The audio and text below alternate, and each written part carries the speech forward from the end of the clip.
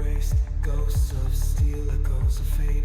We fight, we burn, we fade, or will we rise again? We are the sparks in the endless night. No more running, no more hiding. The world is ending, but we're still fighting.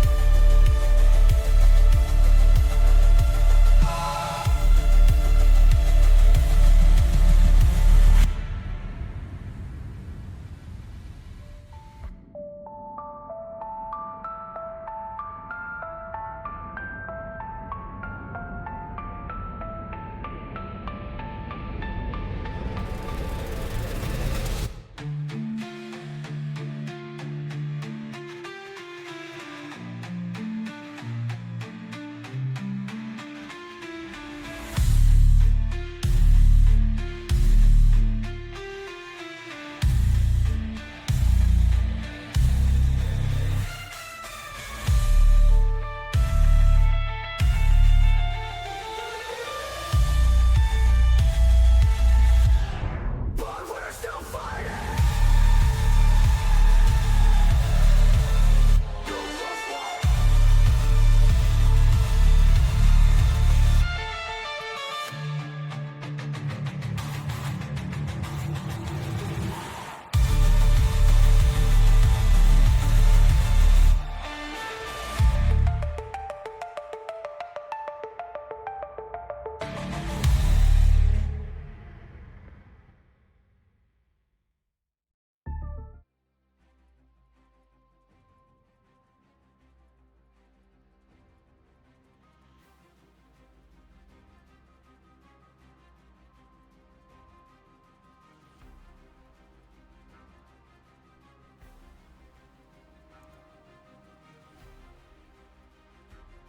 All right.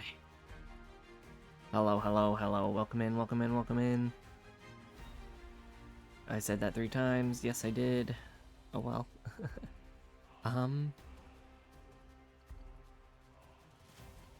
bit of a rough start. Rough start to the stream there. Lost connection for a second.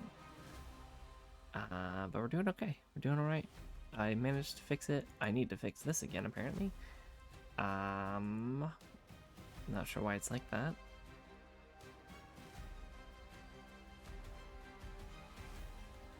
I will do this for a second. Sorry, ignore this. Yeah, this one. Let's see, transform, copy the transformation, and this one, paste. Yeah, see, there you go, perfect. I don't know why it was off center at all, because it's exactly the same as usually is. Strange. Alright, anyway, where were we? Let's see. So, I was just looking through. Obviously, we're at ECHO-43. Rhaegor is supposedly here. This is going to be the last, probably the last location that we just willy-nilly go to look for Rhaegor. I'm sick of constantly going to different locations and being like, oh, he's not here. And then we just keep going to different facilities and then he's never there and we just keep looking and then yada yada. It's basically the same thing over and over again, and I'm not for it. I'm sure you guys aren't for it. Oh, we don't want to keep seeing the same thing happening over and over again every single stream. That's gonna get boring. It's gonna get repetitive. I'm not gonna keep doing that. So, you know, if he's not here, we're just gonna have to move on, unfortunately. Either that or I had a good suggestion from my friend from work who said that I could possibly reach out to a thieves guild of some kind and try to get some actual information out of somebody. But the chances of them also lying to me, it's very plausible. It's very plausible they might lie as well, or they just won't have enough information that we need. Because we're not really sure. It just depends on how well I roll and how good my persuasion is, and if I can get them to give me all the information that they have. So yeah, we'll never really know if we're getting good info or not. But yeah, this place, we just fought an entity that seems to be connected to the spine network because it has a core in it. I'm gonna have Malix try to extract and decrypt the data core just to see. It says it's risky, but it could reveal critical information about what happened, and I think that's really important.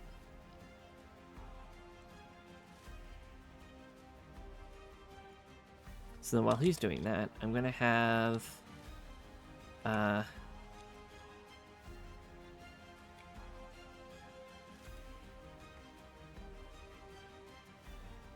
going to have Eudora. Oh, well, that was weird.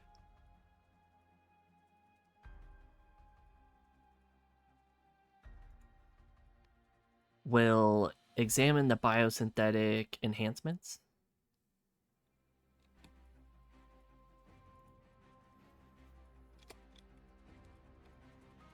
And then let's see.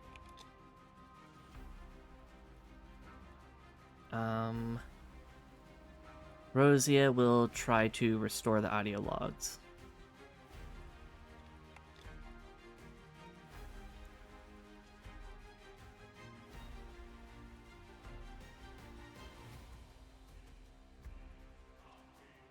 And you know what? Calypsy and Hira will let's see. Oh. Harvest the cybernetic core for upgrades. Didn't work. It didn't work. Harvest the cybernetic core for upgrades. This is a thing that I'm trying out. It might not work perfectly, but we'll see how it goes.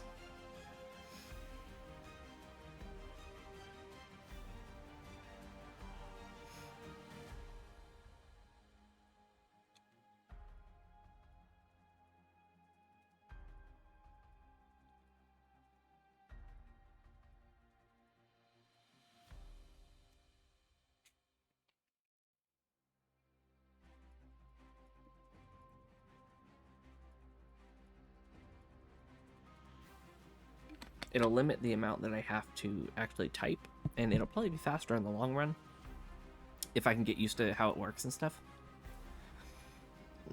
It'd be pretty cool if I could just say it and it'll just type it for me.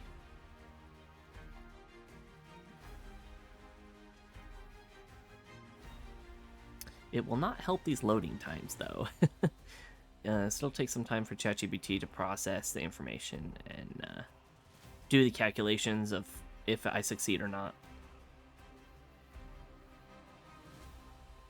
It seems like rolling the dice for ChatGPT is a little intensive, a little stressful. Well, especially if I'm trying to do multiple things at once, I think is even worse for it because it's like, oh no, now I gotta process like 4 separate things and it's got to come up with a whole bunch of different numbers, and yeah. But I don't want to waste a turn and be like doing each of these things one at a time, because that would waste a lot more time than it would if we just did it all at once. So at least I feel like that's the case. Not 100% certain.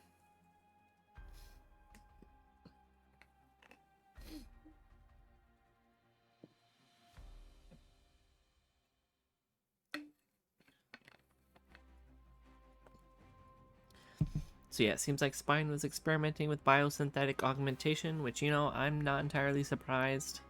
It seems like the kind of thing they would do. I mean, they're a scientific company. They work in a lot of different fields in the science industry. Not for good reasons, obviously. They're doing it for very bad reasons, and that's why we're against them.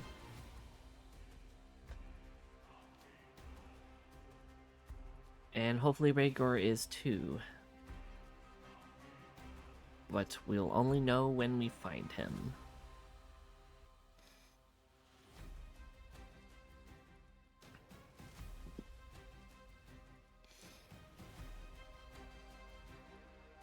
Wonder if there's a shortcut for this.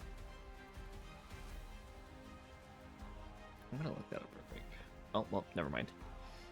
Alright, let's see. The team splits up, each focusing on different aspects of the entity's remains. Malex connects his interface to the spine-linked neural core, bypassing its damaged firewalls with ease. The data recovered. Spine's facility presence in this sector confirms that multiple secret research sites still exist. We already know that. We know there's spine facilities everywhere. Recent logs, Project Nexus.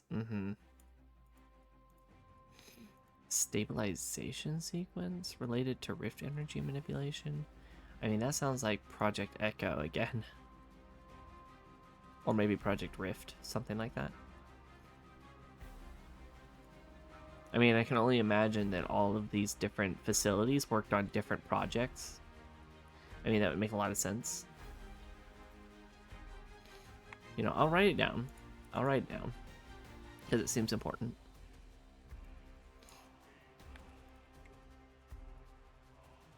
Corruption algorithms. The entity's programming wasn't fully AI driven. It was being controlled remotely. A location ping. A last known signal from an underground lab deeper in this facility. Spine is still running active experiments here. If we go deeper, we might find out why. Let's see. Eudora with the biosynthetic enhancements. She studies the pulsing veins embedded in the creature's body. She traces her finger over the faintly glowing tissue, feeling a strange energy humming beneath. She's unable to fully determine the source of the biosynthetic corruption. The fusion of organic and synthetic tissue is incomplete, highly unstable. Confirms that this was not natural evolution. Something was forcing this mutation. Whatever this is, it's not just cybernetic. The body is rejecting it, but something keeps it alive anyway. This isn't augmentation, it's something trying to override the host entirely. That sounds important.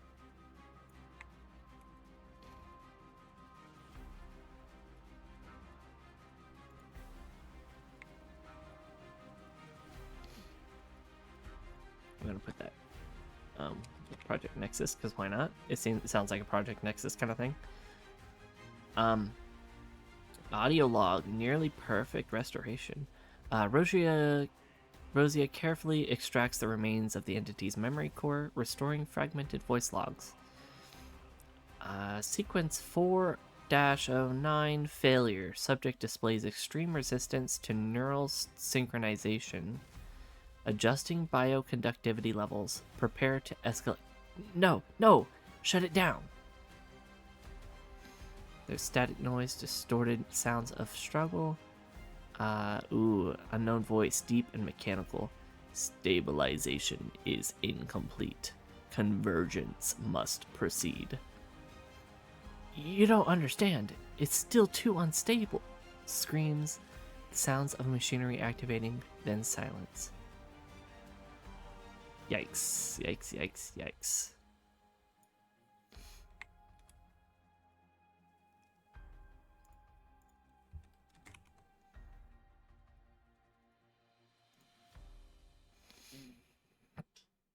Alright, Calypsy and Kira work together, carefully detaching the entity's cybernetic core. The device remains stable, its power fluctuations manageable. Can be used for a high energy upgrade. Appears to be rift powered. Contains trace amounts of rift energy. That's cool. So maybe we can upgrade one of our weapons to like a rift esque weapon. Maybe compatible with Mollix's sync core. Ooh.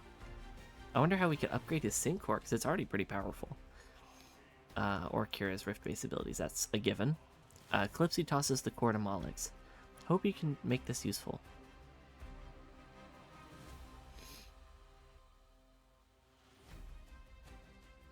Okay, let's see.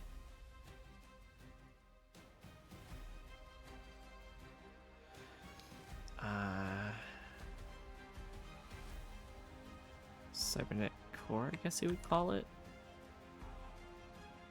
So Mollix has it. Fine.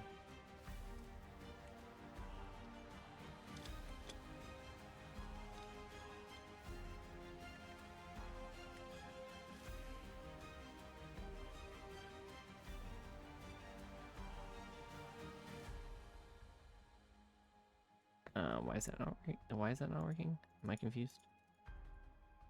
Is it 2? I think it's 2. It is 2. Yeah, there you go. Oh man. Okay.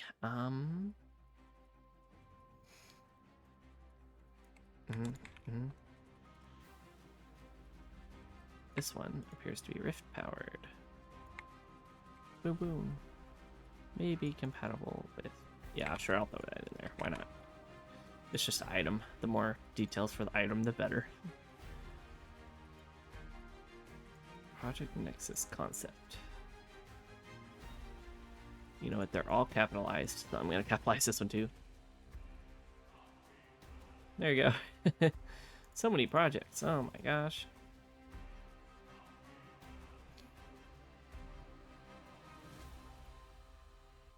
Alright, and then you had the... you just did an investigation. You recovered the logs. Which we saved all the logs, it's fine. I'll save this location ping. Because that sounds important also. I'm going to put it near the top. Yeah, that seems good.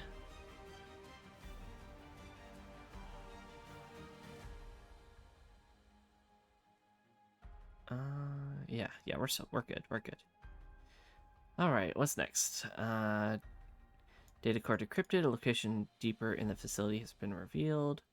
The audio logs suggest the spine experiments were unstable. They're still running them. The cybernetic core could be powerful. Yep. All right.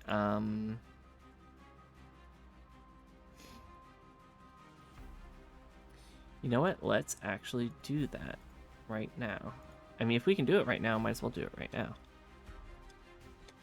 So, let's see. Use the cybernetic core to upgrade Mollix's systems.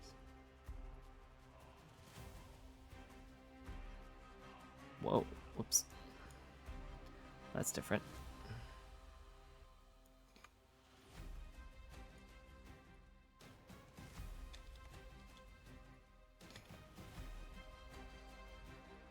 I wonder what it can do if we upgraded systems. I've never done that before.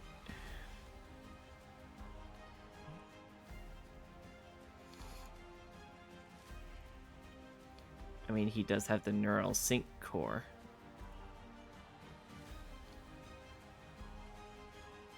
It's a device embedded in the body that allows seamless integration with the spine's network, enhancing data processing and memory synchronization between other clones, which that's not currently relevant. Who knows if it will be? We will find out.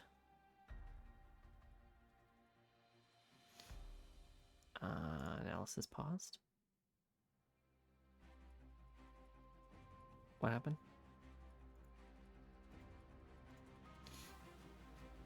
Oh.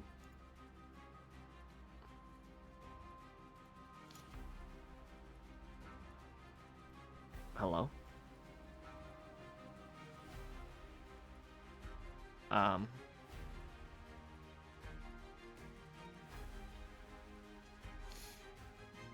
um, um,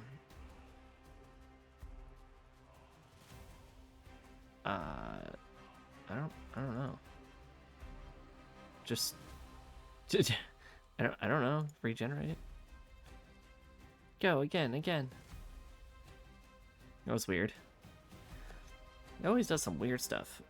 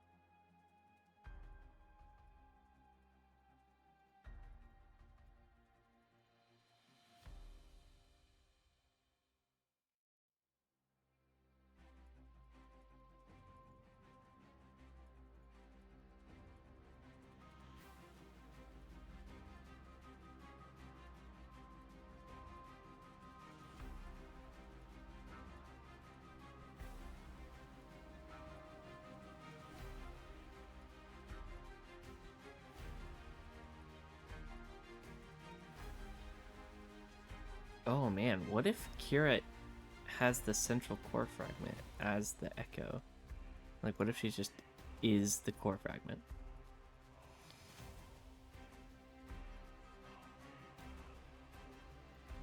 I don't know. That'd definitely be interesting. All right. Critical success. Let's see. Malik sits down in the facility's control room, carefully inserting the cybernetic core into his system. His fingers move across his interface, running diagnostics as the Rift-infused technology syncs with his neural network. A surge of raw data floods the sync core, but rather than overwhelming him, it integrates perfectly. Neural processing speed increased. You know what? I'm going to add this to his core. Faster processing. Spine firewall resistance upgrade. Sync core processing expanded. Ooh, energy surge storage. Whoa. Okay, I should probably actually, yeah, this. Whoops, nope, not that. Oh, not that either. Oops, I'm breaking it.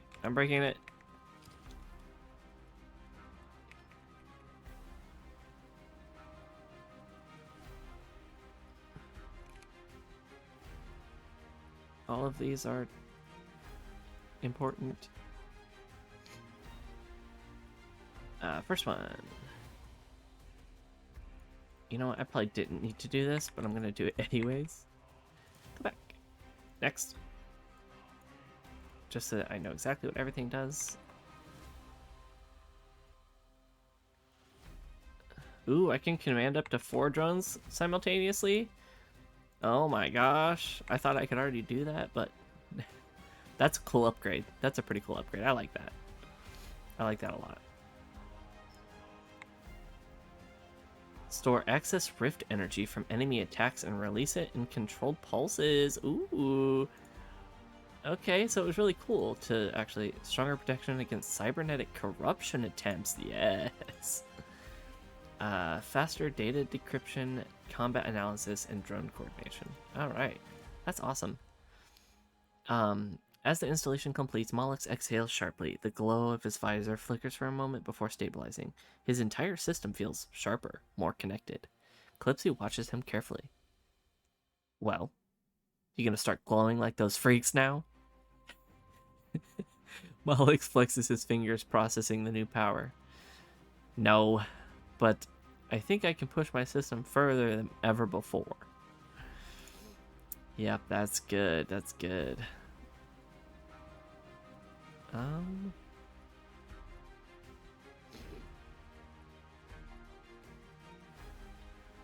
Imagine if we regrouped at base before going deeper. We'd have to leave the facility, drive all the way back to base, and then drive all the way back. Or do they mean like base as in like our car? Like go back to the car and safety? I don't know. It's a weird thing to say.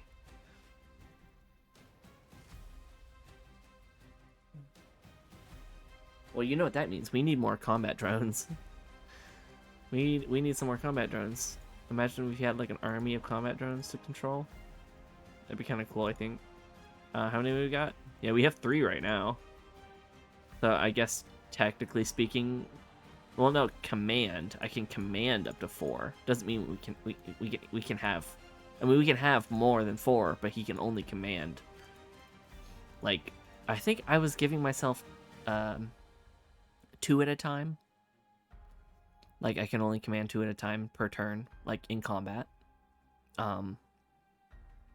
Using like his action and his bonus action, something like that. But if I can do 4 at a time, it'll be like a special move that I can do. I will say this probably uses both an action and a bonus action to do, just because it's such a strong command. Sure, let's say that yeah, we're gonna go follow the signal. I think we're prepared.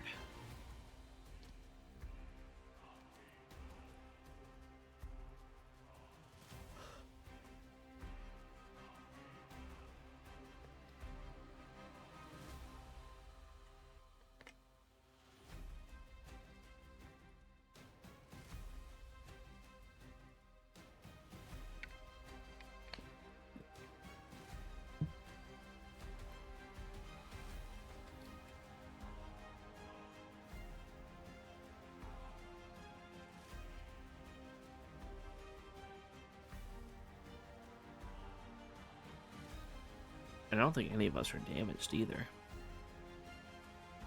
Yeah, no, we took down the entity pretty easily. I think it missed. I think it did attack, but I think it missed. I think we just got lucky there.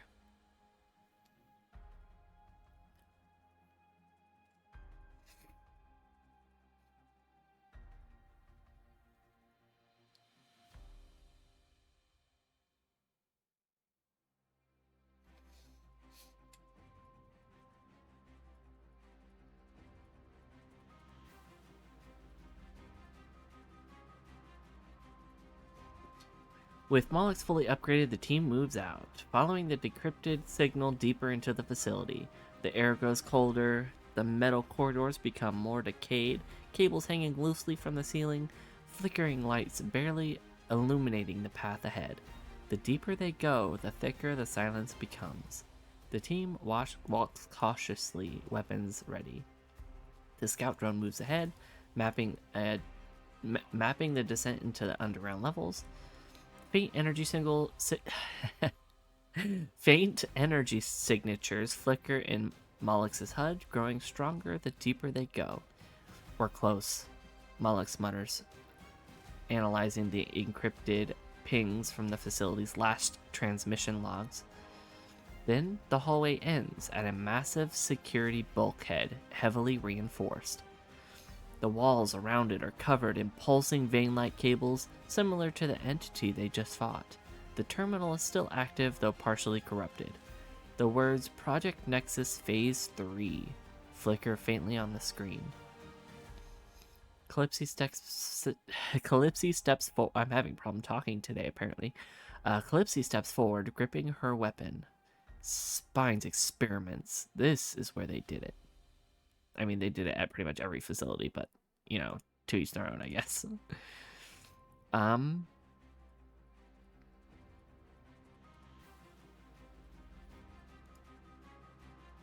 We can totally hack this terminal, right? We can totally hack it. I mean, with the new bonus we just got.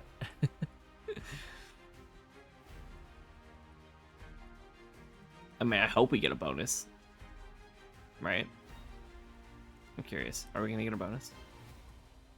Can you tell me if we're going to get a bonus? for the upgraded core. It's like a hacking core, kind of.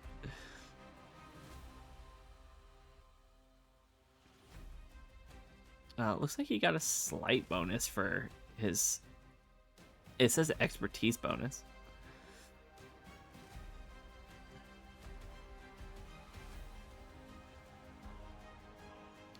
Oh, well, that's not good. Sorry, that's spoilers. That's spoilers. I shouldn't be looking at this.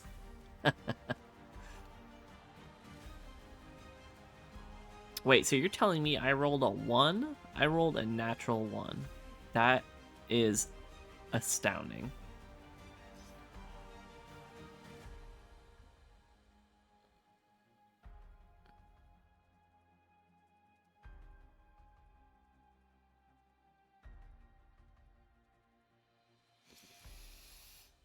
It's a critical failure right there. Very unfortunate.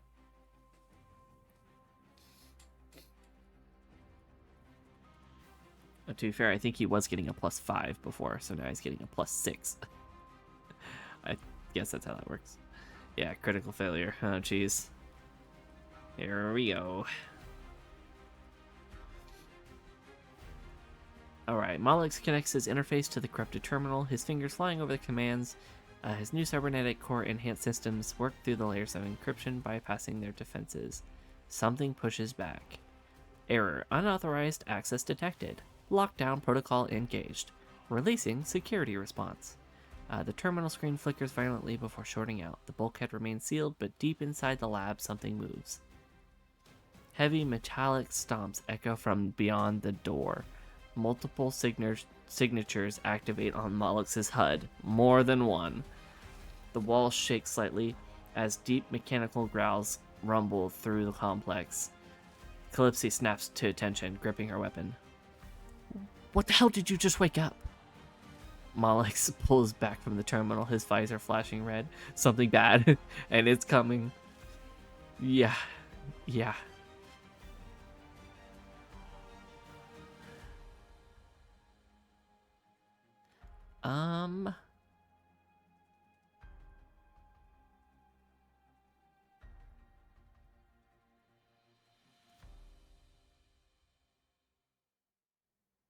I wonder, can Kira phase through walls because she's part of the rift?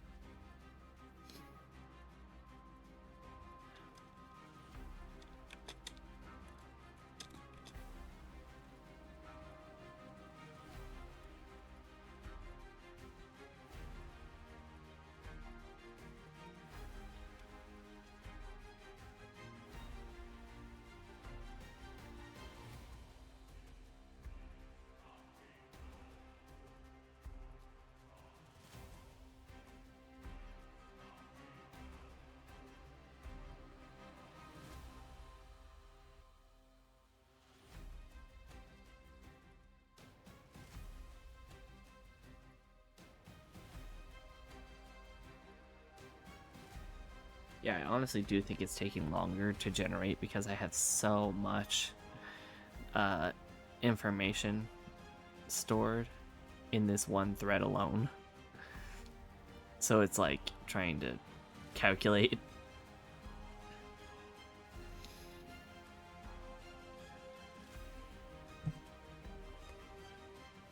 Let's see. Kira can phase through solid objects using her Rift Dash ability, but with significant limitations. She can pass through non-reinforced surfaces, thin walls, doors, and barriers. She can phase a short distance, 15 feet max, before needing to stabilize. Her Rift energy temporarily destabilizes her body. Too many consecutive phases can cause physical strain. She can take small objects with her, but not other people. If a surface is reinforced with Rift energy or spine technology, she can't phase through it.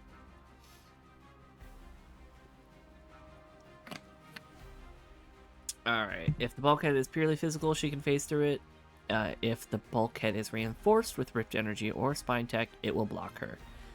She can only bring back intel, not open the door from the other side, unless there's a way to unlock it manually.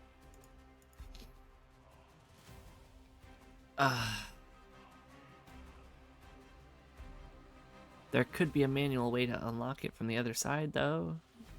But it says that she can't open the door from the other side.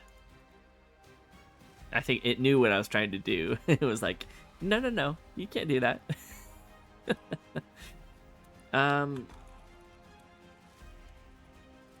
To force the door open.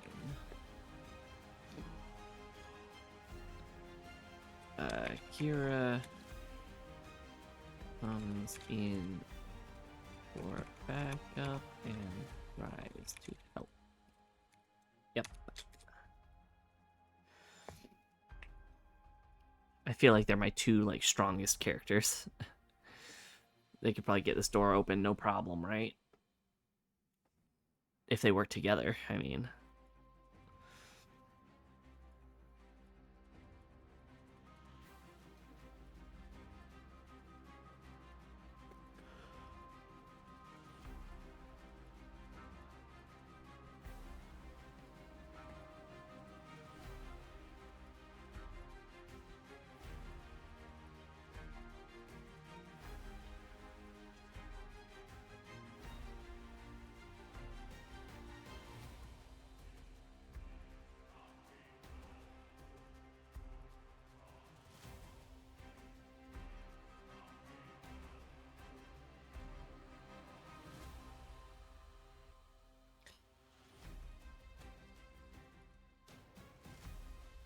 Come on, good rolls, good rolls. I just need you to open this door. I mean, it's a bulkhead door, so I'm assuming it's a little stronger than normal doors. Maybe they won't be able to open it.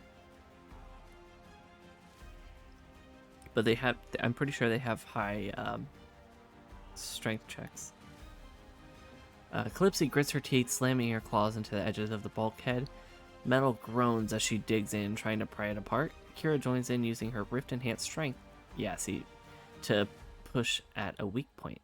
The door buckles slightly, shifting under their combined strength. Sparks fly as the locking mechanism strain against their force.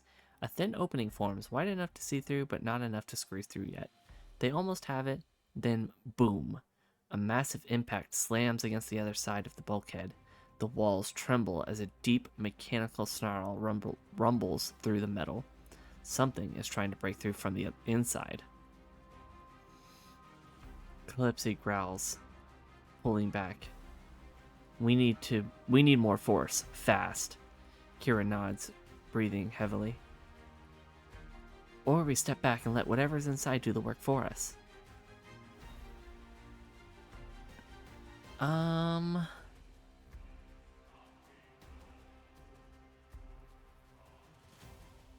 Ooh, yeah, we can set a trap. Use an explosive to blow the door open? Oh my god, do we have an explosive? We do have that explosive, don't we? Hold on. The high energy explosive. We have the high energy explosive.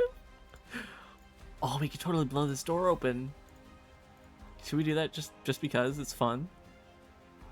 High energy plasma detonation effective against personnel light armor. What about a door? Is it good against a door?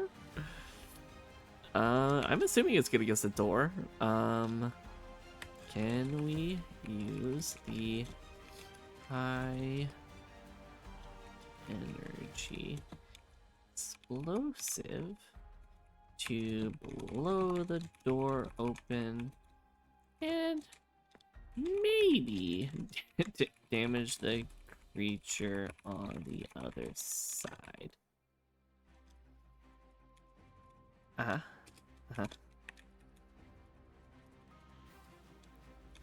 And you know what? Just to be nice, I will.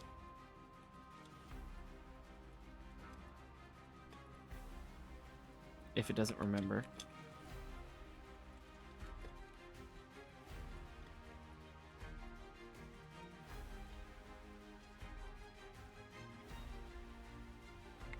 And I'm going to be fair. I'm going to tell it about the 25% that it might fail or misfire.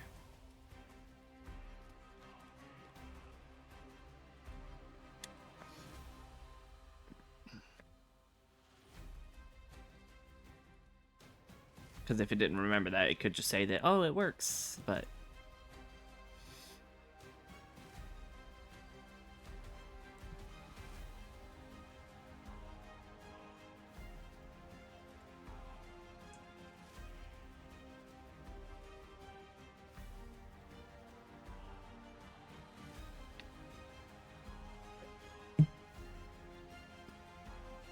I imagine like sliding the sliding the high energy explosive under the door, and then just an explosion just blows the door apart.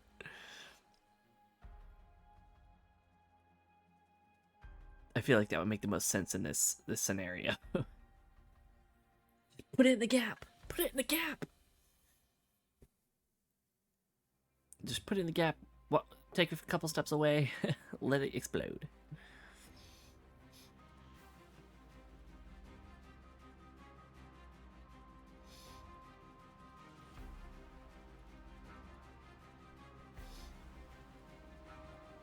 It's got to do some calculations, I think, to determine what kind of damage I just did for exploding this explosive.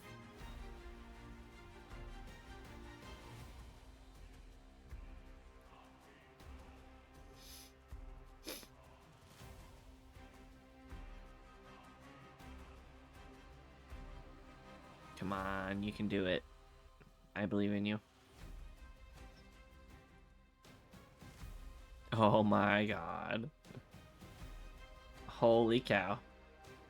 Oh my god, it did 19 damage to the entity. Okay, it's another unknown entity, so I'm just gonna add it to the new entity. This isn't the correct order for initiation, or, why can't I think of the word? Initiative, yeah. This isn't the initiative order, but it works.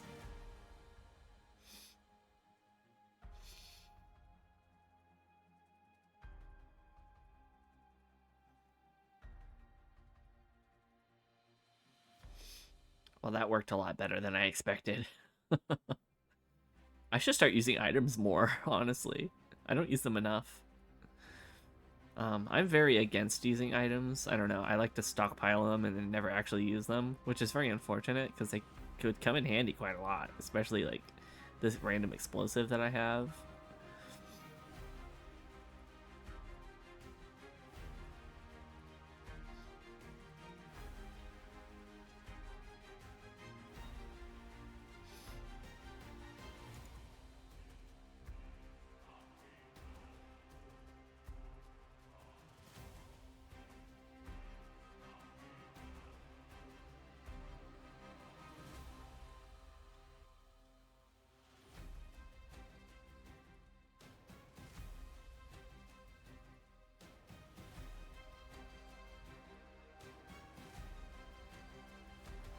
Technically, we used up the cybernetic core for the enhancement. So I'll do that. Here. Nope, not like that.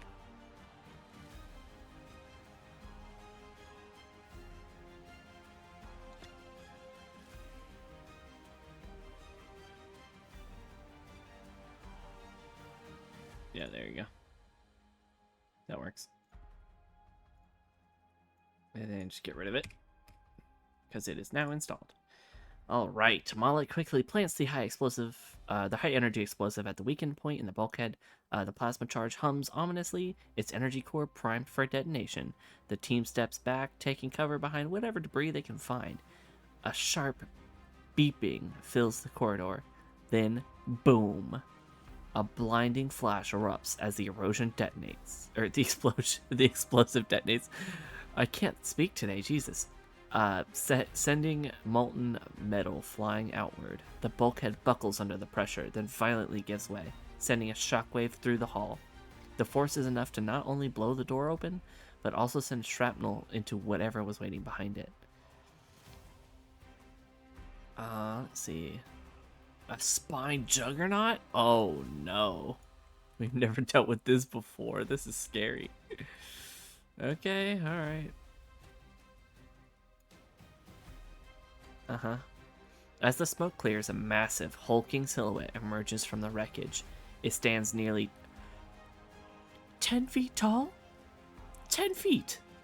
Jesus Christ, you're a fucking monster! Covered in thick cybernetic plating. Is this like a boss? A pulsating rift energy core is embedded in its chest, barely contained by spine's augmentations. Its right arm is a massive hydraulic claw, still sparking from the damage. Its left arm is fitted with an integrated plasma cannon? God damn, this is a boss. Okay. The remnants of the explosion have left parts of its armor scorched and weakened. A deep metallic growl emanates from its modulated voice processor.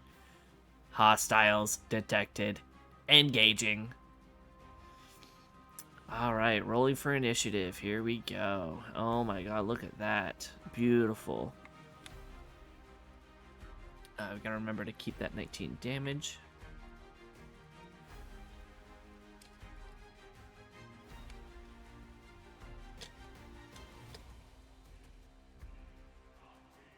Yeah, perfect. Look at all that. Now, Calypsy can only control 2 drones on her turn. But Mollix can now technically control all 3. So that's cool. He could control 4 if he really wanted to. Alright, Spine Juggernaut is already damaged. Yep. Part of its armor's weakened. Yep. Plasma Cannon is primed for attack. Is priming for an attack. Okay. Battlefield is filled with debris, offering partial cover. The rift core embedded in its chest is unstable, glowing erratically. I feel like that's the best place to hit if we want to shoot for anything. It's directly at its rift core, right?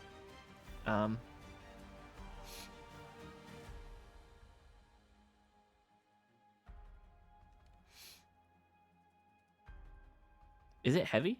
I want to assume it's heavy, because it sounded heavy. See, I know that the rift core is probably the high damaging point, but something's telling me to sweep the legs. Or I could try to disable the plasma cannon. I think that's more risky, though. Let's see, what does she have?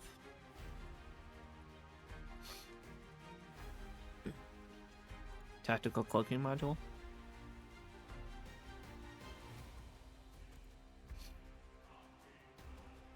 She's gonna use that as her main thing. And then she's going to... Let's see, would that count as an action using the tactical cloaking module? I feel like that's a not a main thing. That's a secondary.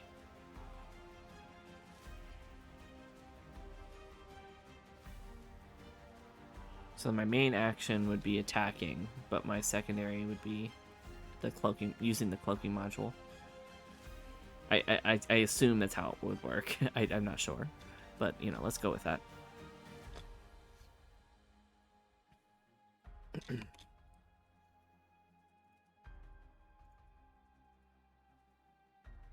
Kira will, for her bonus action, use her tactical cloaking module.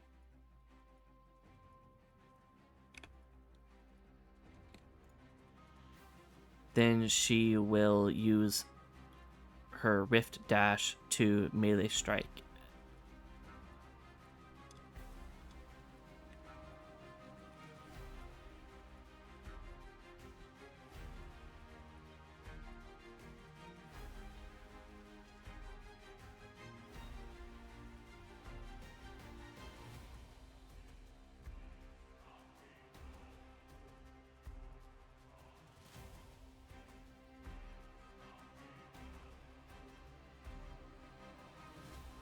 I mean, using an item in your inventory, I mean, if it's a module that's literally equipped, shouldn't cost you a main action.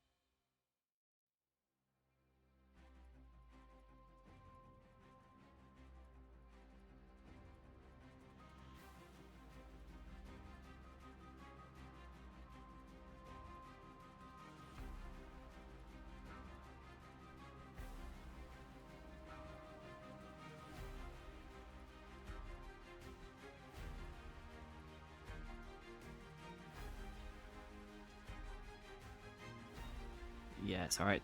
The tactical cloaking is success. She fades from sight, her form becoming nearly invisible as her module engages perfectly. I feel like that should just be a given. I don't think you should roll for that, but whatever. Only a faint distortion in the air gets her way. Even that is nearly impossible to track. Maybe I guess it's like a stealth check kind of thing. I guess it could fail. Rift dash and strike. Her rift enhanced speed carries her forward in an instant, energy crackling around her as she phases in and out of existence. The rift blade slashes across the Juggernaut's weakened plating, cutting deep into the scorched armor from the explosion. Sparks and blue energy erupt from the wound, causing the Juggernaut to stagger slightly. The glowing core in its chest pulses erratically, flickering with the instability. Remaining health question mark? Oh, well, we know how much damage it did. It did 13. So 32 damage. It's quite a lot of damage.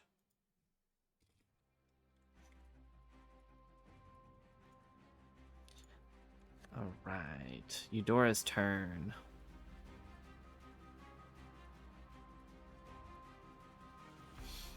She can use it to restrain it, shoot it with her energy rifle, weaken the core, try to use her energy manipulation to disrupt its unstable rift core. I don't think she can do that. I don't think that's a thing.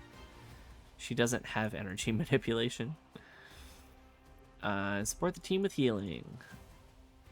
No, she's gonna do something. She's let's definitely have her try to restrain the Juggernaut, just in case. The fact that we rolled so good for our initiative is great, because that means it's probably gonna be over before it even starts.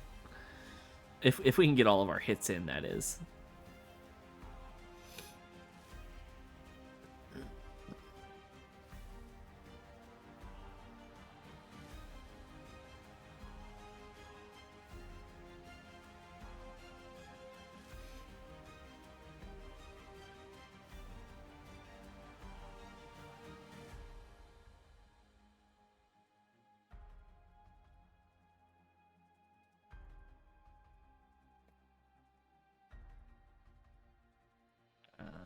What? What do you mean offline?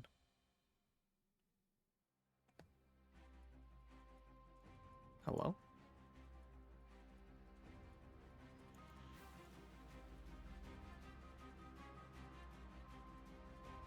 It says I'm live. Is that not true?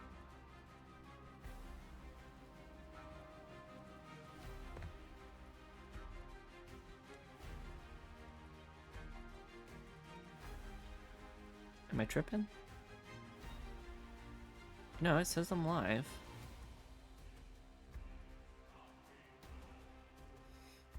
You know, I'm definitely live right now.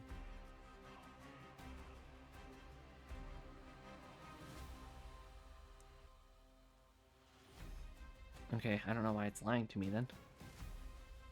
That's weird. Okay, anyway. Let's see. Eudora channels her power, her hands glowing with an eerie green hue. Metallic floor panels crack as thick, synthetic vines erupt from beneath, twisting and wrapping around the Juggernaut's massive frame. The creature's hydraulic limbs groan under the pressure, servos screeching as the vines tighten. The Juggernaut attempts to pull free, but the entangled vines react to every movement, constricting further. The spine is fully restrained for 1 round. That might be all we need. It cannot attack or move on this turn. Well, it can if it shoots, maybe. But maybe we're holding down the gun. All melee attacks against it have advantages while it's restrained. That's good. The rift core in its chest pulses erratically as it struggles, unable to stabilize. Eudora exhales, holding the vine steady. It won't stay like this forever. Hit it while you can. Let's see.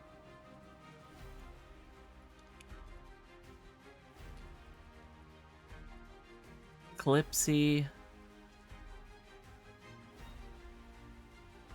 Oh. Try that again. Calypsy. It needs. I think I have to teach it how to say that, how to type that. I mean, will use her bonus action to command combat drone 2 to attack the Juggernaut.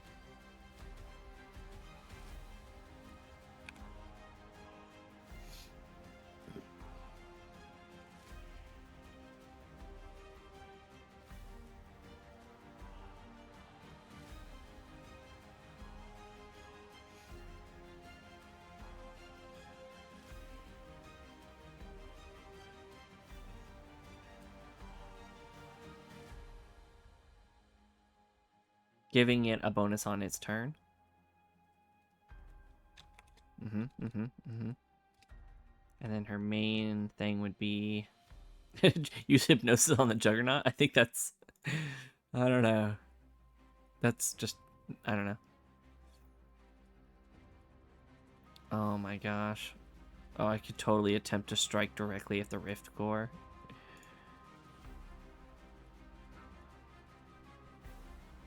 Oh, but do I?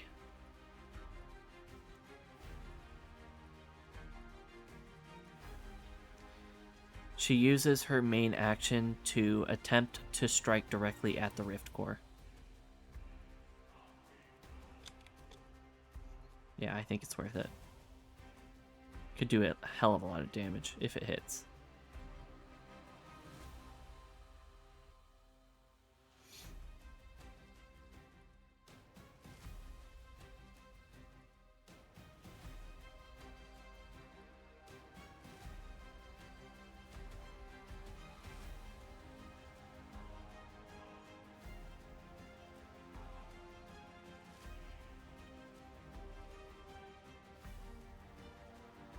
Come on, good rolls, good rolls.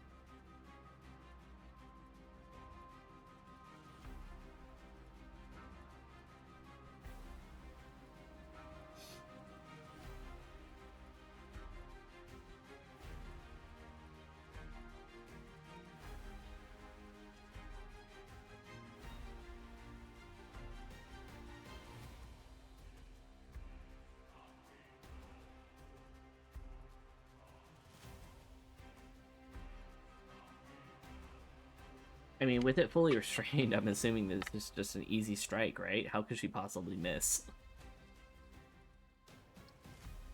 I say that, but it's gonna talk its way out of talk its way out of a hit somehow. Like, oh no, it nudged a little bit to the side or something.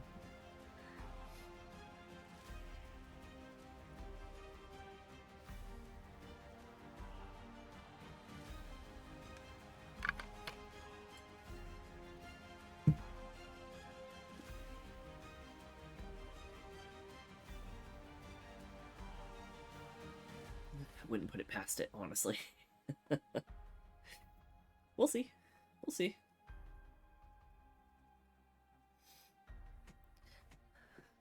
Yeah, direct hits. Yeah. Okay, it did combat drones 2 turns anyway. I mean, it was next, so that's fair.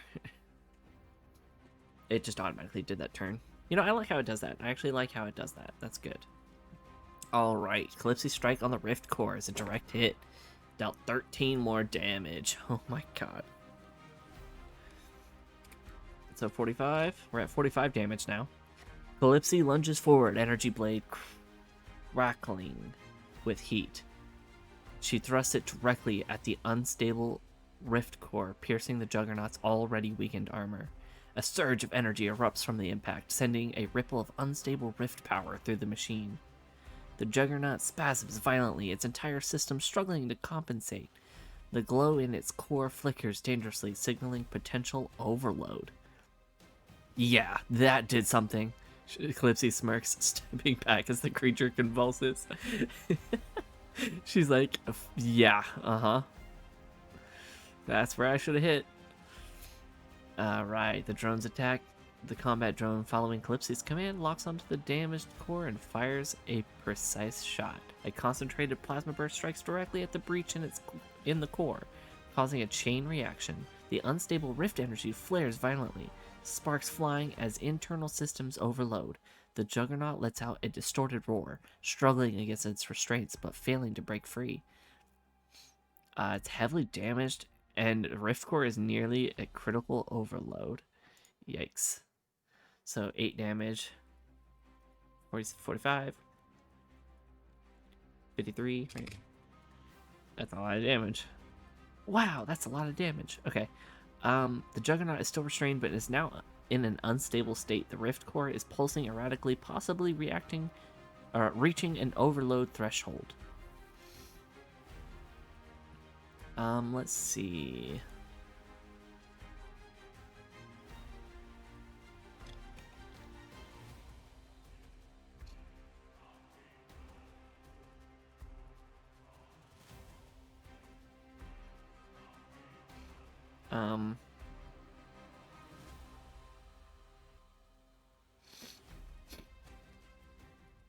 Let's see.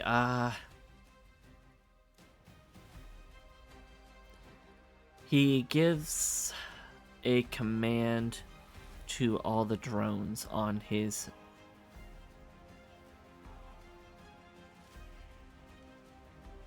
main. Why do I keep forgetting why do I keep forgetting? His action, right.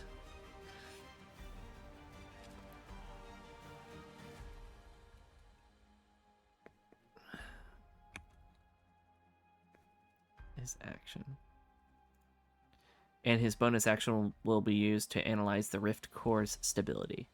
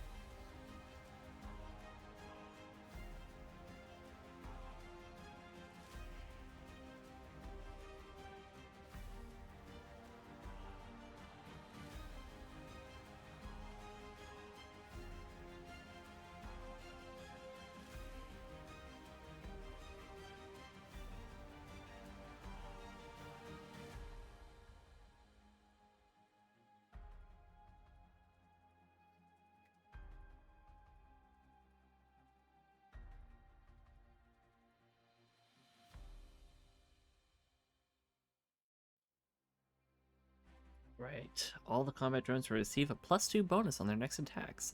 They will execute a synchronized assault, increasing their overall effectiveness. Yeah, I mean, that makes sense. Let's see. Partial understanding. Rift Core is unstable, but not guaranteed to explode yet. If it sustains further damage, there is a chance of a catastrophic detonation. Mollix isn't certain if it can be stabilized or if destruction is inevitable.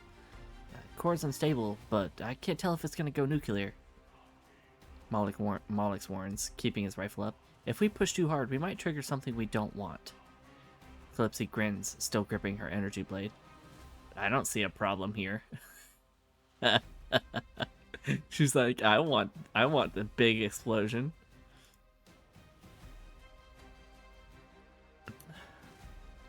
Um,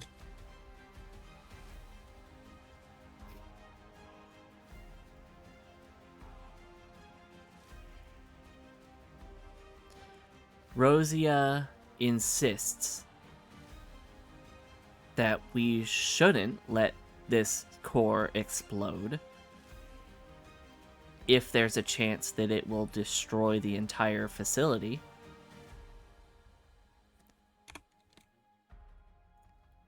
And with her father potentially inside with answers that we need, would be a very bad idea. Yeah.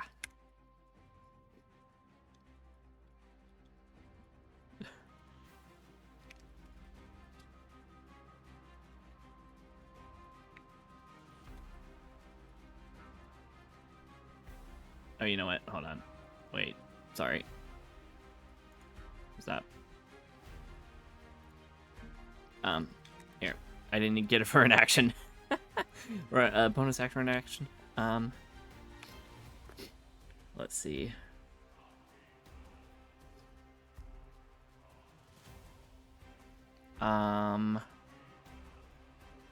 Rosia will use her shadow manipulation to... Oh, it didn't work. Rosia will use her shadow manipulation to get a better vantage point.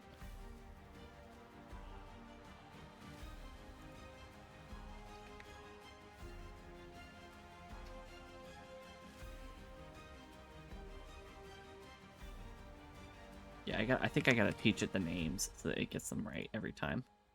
I don't know how exactly it works, but I'm pretty sure that's the way I could teach it.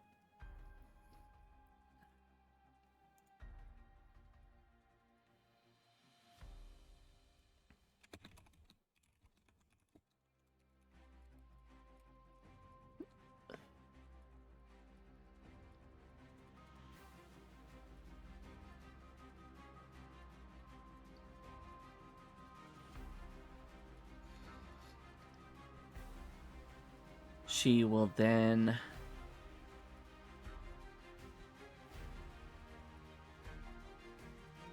do an investigation check on the Juggernaut for her bonus action. Sure, that sounds good. No, no, no, don't do that. Stop. No, no, stop. Okay, there you go. Okay, good. Yep, try again.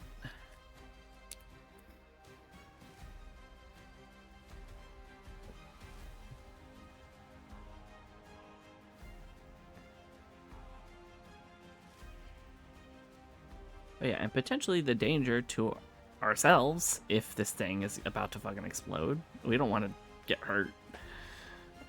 We'd have to sprint out of the building. Like, oh no.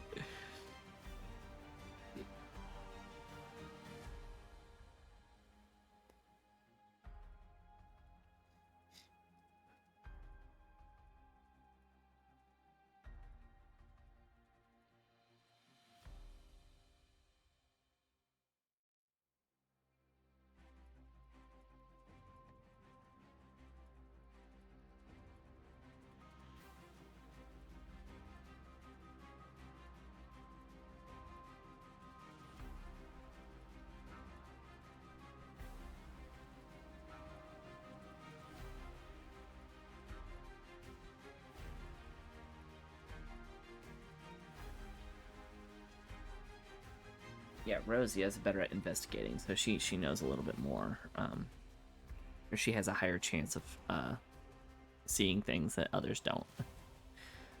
Her being a private investigator for so long, she just kind of picks up on things easier. That's why she should always be doing the investigation checks and stuff like that.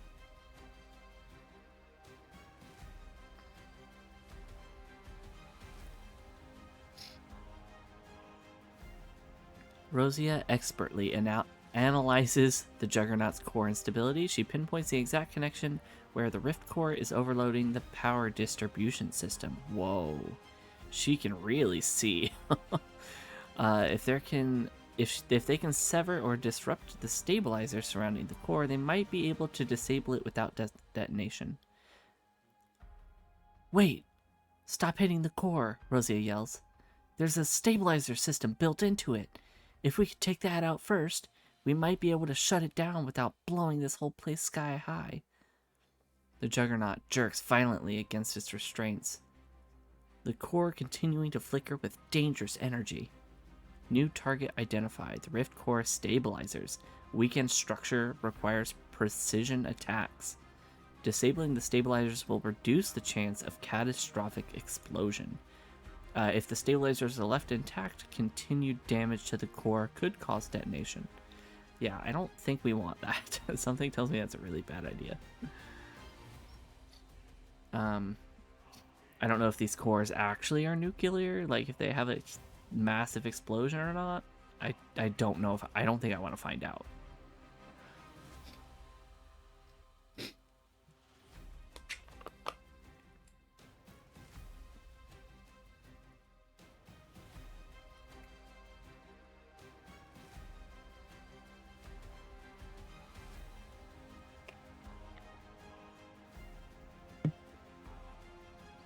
I like how it gave me a different option. It was like, you don't want to attack the core directly because that'll explode, but they're stabilizers. You want to attack those stabilizers? That'll help you a lot. It's like, thank you, ChatGPT. I appreciate that. You know, I was hoping there would be a safe way to take this guy down without having to just completely destroy it, and you gave me exactly what I need. However, it does seem to be frozen at the moment. So, you know, the good with the bad and all that. Oh, I say that, but then Combat Drone 3 and 1 are both gonna attack on their turns, probably. That's not good. I hope they don't shoot directly at the core. Maybe they'll hear Rosia and be like, oh, we should shoot at the stabilizers, right? The combat drones have their new priority, firing with precision. With Malek's tactical command bonus, Drone 3 will attempt to target the stabilizers instead of the core. Yep, it did hear it. That's cool. A successful hit will weaken the stabilizers, making it easier for the team to shut down. Alright. Ah, yes. Damage dealt to the stabilizer. Okay, so do I have to have, like... how many stabilizers are there? I don't know. Oh, is it just stabilizers in general? Did I spell that wrong? Of course I did.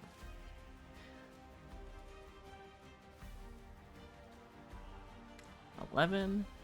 Let's see. Locks onto the Rift Core stabilizers and fires a precise energy shot. The stabilizers crack and spark violently, their circuits failing under the assault.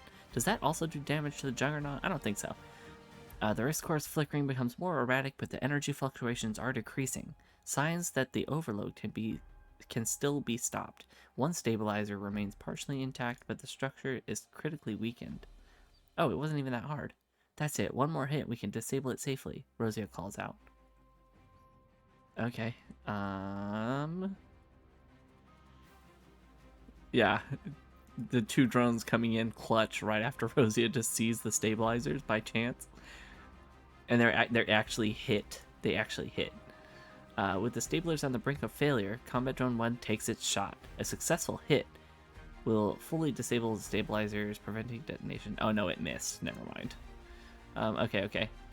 The Combat Drone fires a shot, but the unstable energy fluctuations throw off its aim. The Plasma Blast glances off the Juggernaut's armor, failing to strike the last stabilizer. The final stabilizer is still functional, meaning the Rift Core remains unstable. The Juggernaut remains heavily damaged, but is still struggling against its restraints. Malek grits his teeth. Damn it! That was our shot. Rosia curses under her breath. It's still surging. We need to take that last stabilizer out fast, before it's too late. Oh yeah, it's gonna take its roll to see if it breaks free. Rolling to see if it can break free. If successful, yep. Let's see, it succeeded. Juggernaut tears through the vines, snapping the restraints.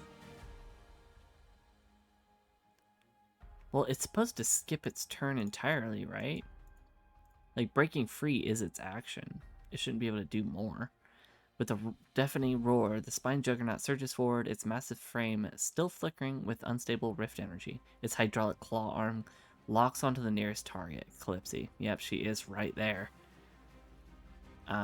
Ooh, is a critical hit.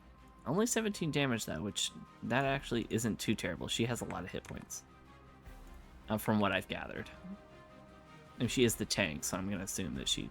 Or the assault class, so she with being a melee character, she needs the health. The Juggernaut's massive hydraulic claw surges forward with incredible speed, slamming directly into Calypsy's torso. The impact is brutal. Calypsy is thrown backwards several feet, crashing into the debris-covered floor. Her armor takes the brunt of the hit, but the force still causes intense pain. A warning flashes in her HUD. Internal injuries sustained. Calypsy grits her teeth, coughing up a bit of blood as she pulls herself up. Calypsy is now at critically low health. No, not from 17 damage.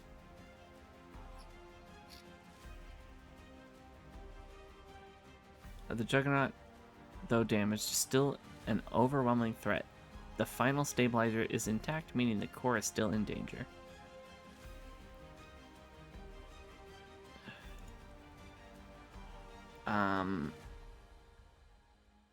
No.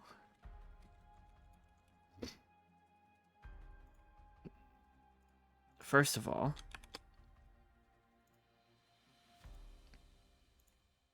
Calypsy is only at 17 damage. No. Calypsy is only at 17 damage. Why does it do that? That's so weird. Yeah, that'll get better over time. I'll fix it. And yeah. So she is only slightly damaged. Why does it do that? It's so weird. Oh no.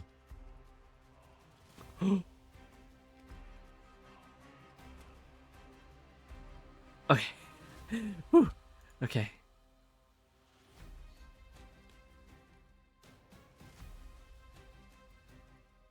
Nowhere near critically low health.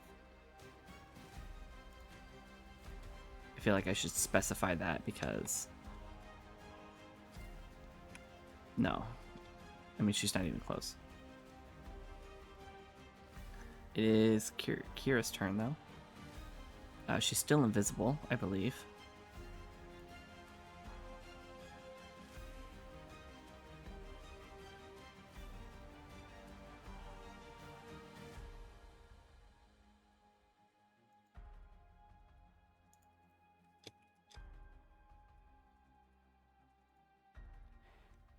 Kira, still being invisible,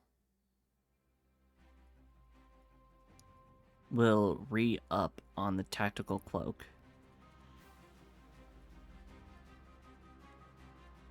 And attempt to get close enough to destroy the last stabilizer.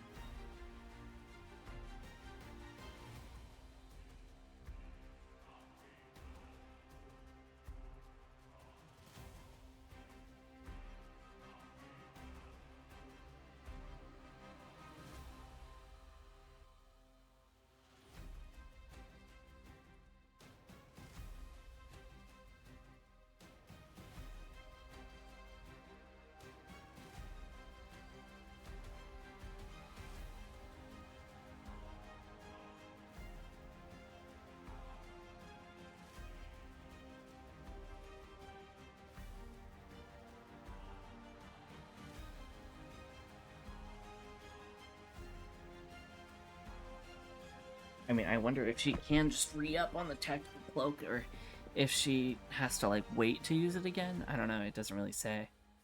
I'm just going to say that she can do it every turn, I guess, every round.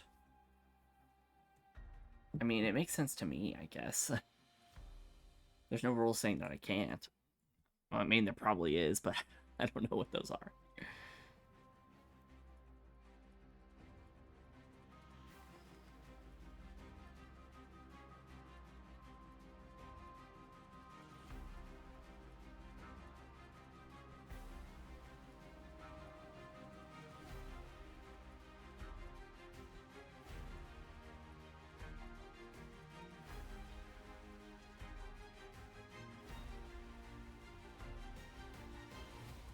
Alright, she vanishes completely undetectable, even advanced scanning system, damn. Her movements leave no trace. But she still misses? How does she still miss? Kira's Rift Blade swings too fast, missing the stabilizer's weak point. The impact glances off of the shifting armor, failing to sever the last connection. She curses under her breath, realizing she just missed a crucial strike. The final stabilizer is functional. The core is flickering erratically, unstable, but not yet shutting down.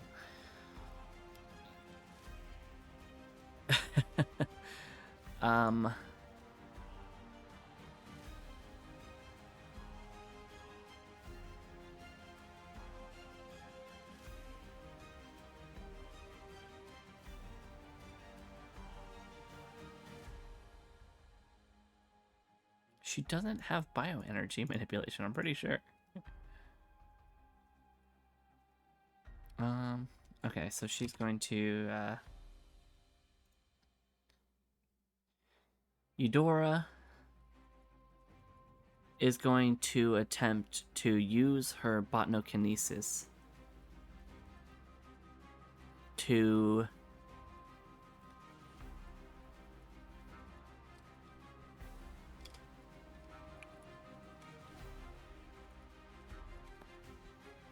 wrap around the remaining stabilizer and literally rip it out. Rip it out? No, you stopped at ripped it out? Okay. Sure.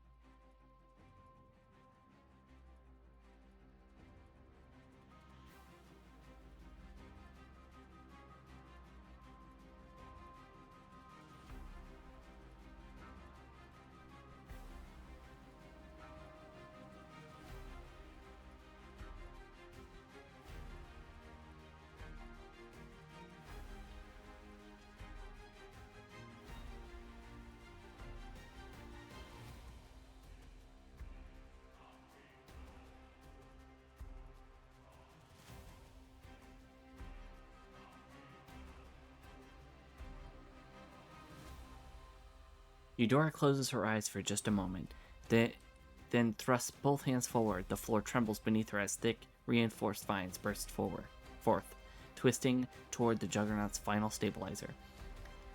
The vines coil around the stabilizer's reinforced structure, gripping it like an unrelenting force of nature. With a violent yank, the vines tighten and rip the stabilizer free in one sudden motion. Sparks explode from the Juggernaut's body as the last stabilizing component is severed. Got it, Eudora shouts, stepping back. The rift core sputters, flickering wildly, but instead of preparing to detonate, it begins shutting down. The Juggernaut's body stiffens, its movements becoming jerky and uncoordinated. Its modulated voice crackles as its systems begin failing. Warning. Core compensation failure. Override engaging failsafe. The massive machine stumbles back, its limbs twitching as energy begins draining from the core. It's still active, but its power has been crippled.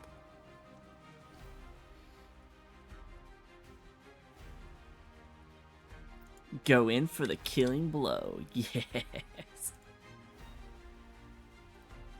Calypsy goes in for the killing blow.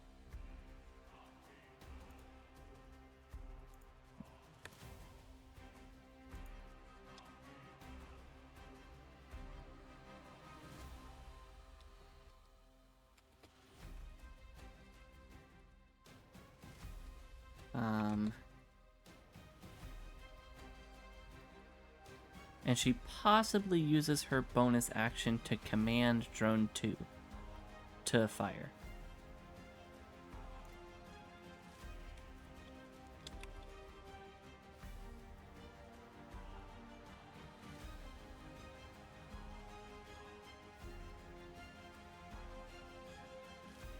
Calypsy tightens her grip on the energy blade, knowing this is their moment to decide the Juggernaut's fate.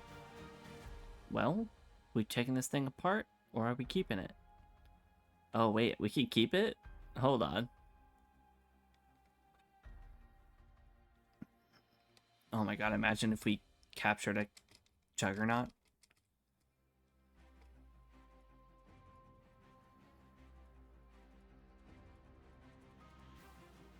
Oh my gosh. Please tell me we can get a Juggernaut. Hold on. Calypsy attempts to restrain the Juggernaut.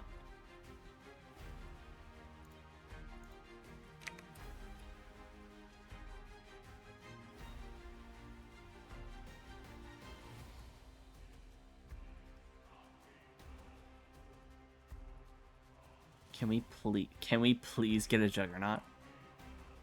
I'll heal it up and everything.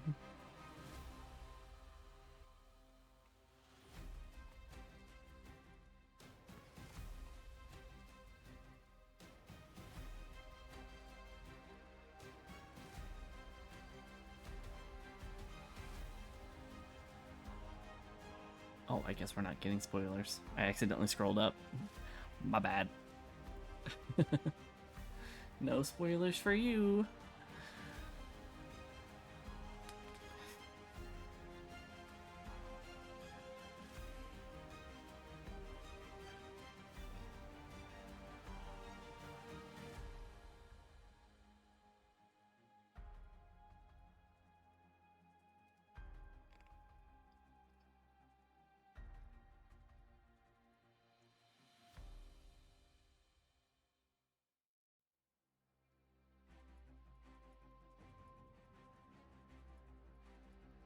Oh my god, critical success.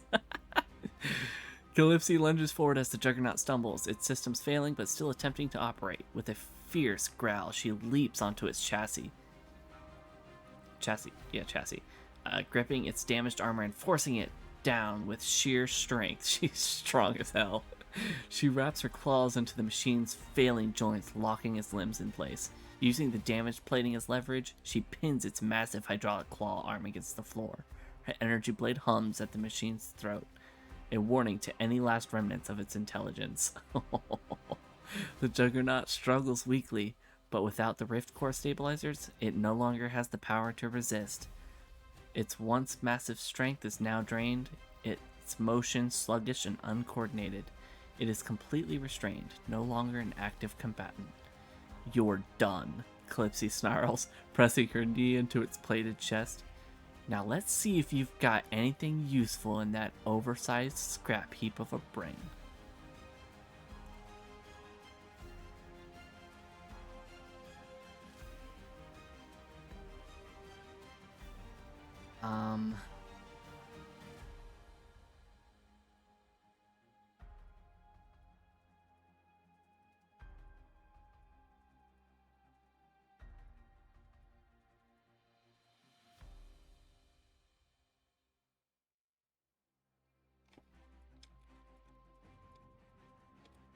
I want to see if we can use its voice module.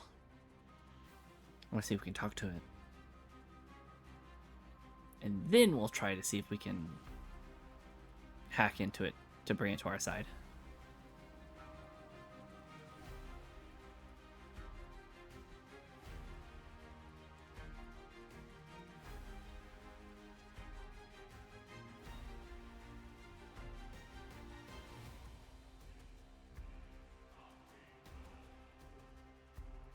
You know what, now that I think about it, if I just... no, I won't be able to. It's fine.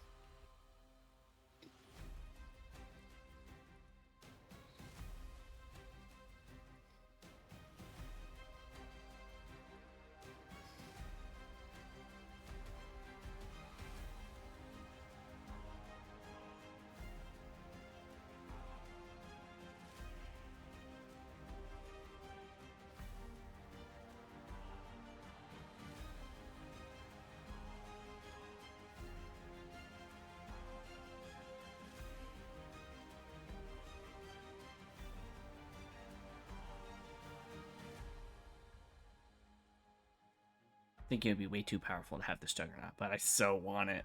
I can't tell you how bad I want it.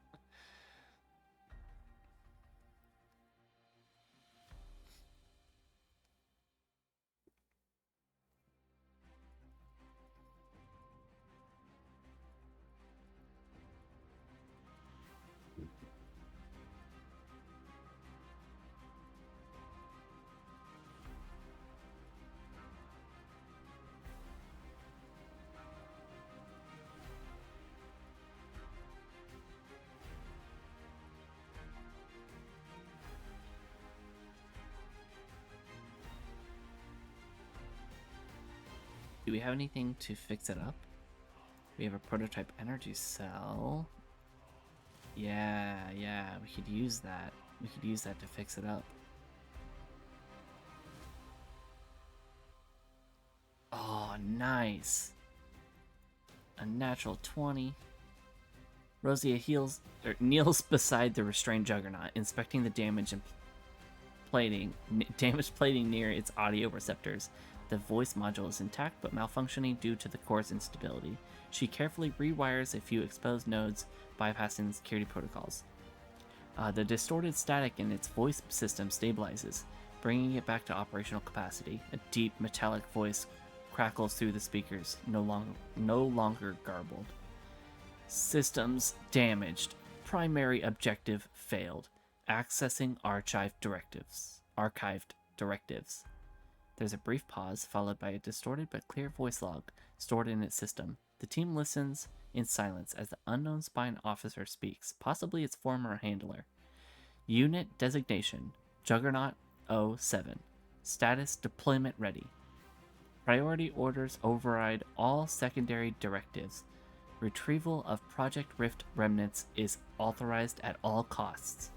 Target, known Rift anomalies detected in active regions. If hostile entities interfere, execute termination protocol. The voice shifts slightly, changing to a log recorded in the past. This one is more sinister. Ragor Ivanov has gone dark. ECHO-43 was unable to re-establish communication. If he resurfaces, he must be secured immediately.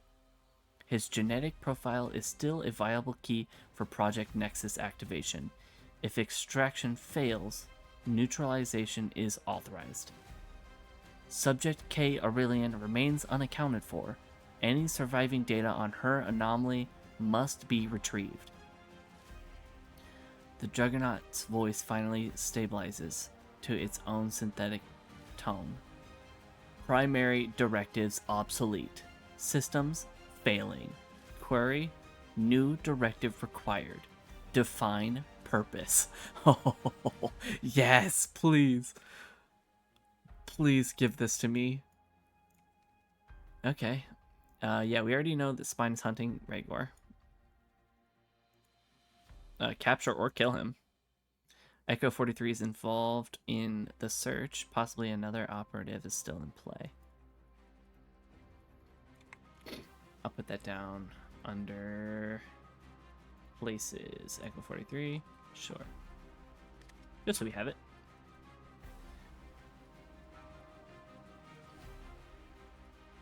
Should I keep this too? Sure, I'll keep this too. Should I? Is he a character? Is he can I name a Juggernaut?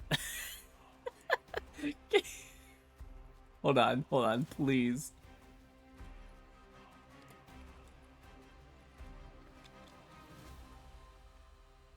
You're a character now, Juggernaut.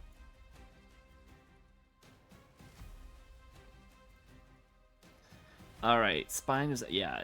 Project Nexus requires Rhaegor's genetic profile to activate something unknown. Okay, so that's why they need him so badly. That's interesting. So in concepts, we need Nexus. So they need Rhaegor. I see. Okay.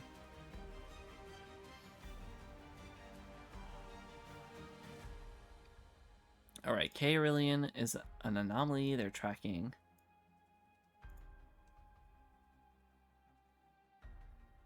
It's possibly Kira. It's definitely Kira. We know it is. The Juggernaut is now asking for a new directive and is waiting for a command. With its primary objectives gone, it is in a programmable state, vulnerable to external control. Yes! Oh my god, yes, please.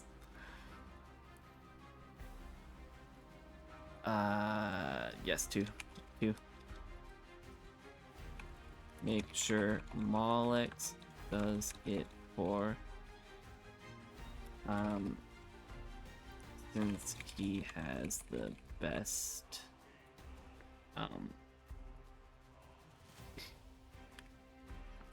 he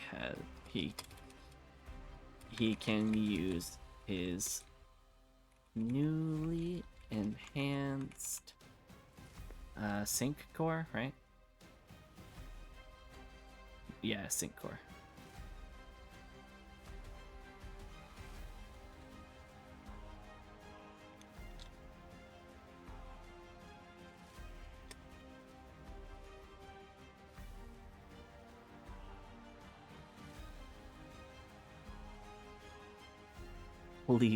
Please give me a Juggernaut. Oh my god, I want it so badly. Come on. Give me a Juggernaut. Oh, then I have to name the Juggernaut. Oh, what am I gonna name it? I don't know. Oh, I'm so bad with names. I can name it anything.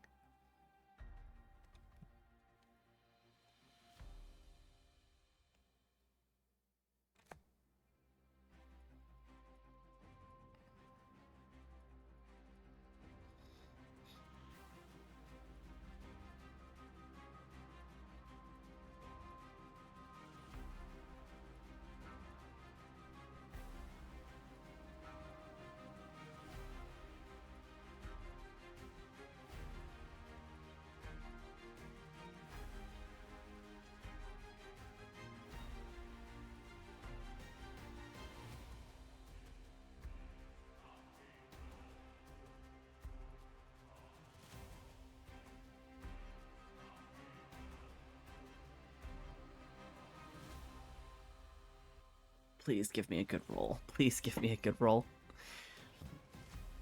I mean, this should be a given since, like, it's already asking for command.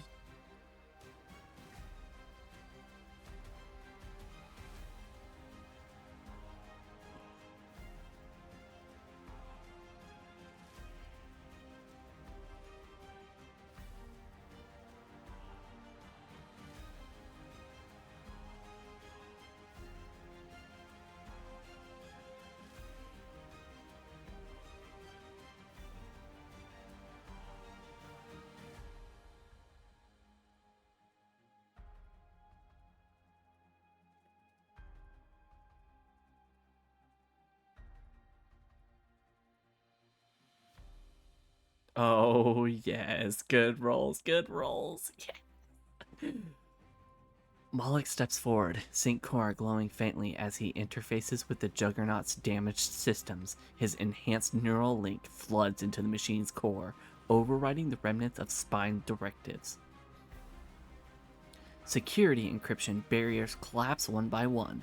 Red warning lights flicker, shifting into a neutral blue. The Juggernaut's body stiffens, then reboots into an operational but non-hostile mode. Unit designation, Juggernaut 07. Okay. For now, that will be your name, but you'll get a nickname, don't worry. You'll get a nickname. The Spine Juggernaut is now under Mollix's control. It will follow the team's commands, but its power core is still weakened from the battle. Mollix can issue direct commands using his sync core, controlling it like a drone. Oh, yes. Mollix exhales, withdrawing his interface. There, this thing's ours now. Calypsy raises an eyebrow. So, does that mean we get a 10-foot murder tank on our side now? Mollix smirks. Looks like it. Rosia crosses her arms, still cautious. Fine. But let's not pretend it won't draw attention. If Spine was tracking this thing, they'll notice it's gone missing sooner or later. Eudora nods. For now, though, we have the advantage. It's fully functional, requires maintenance. Rift Core is unstable, meaning prolonged use could require repairs. It can act as a combat unit, a heavy shield, or a battering ram for the team. Yes! Oh! Oh, I'm in love. Oh. Oh. So happy, I'm so happy. Okay. Alright. Yes, what was I gonna do? I was going to try to use... first of all, we used this high energy explosive, so we don't have it anymore.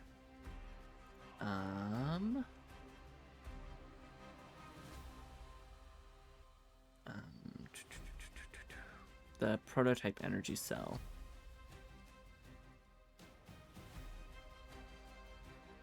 Right. Eudora's carrying it.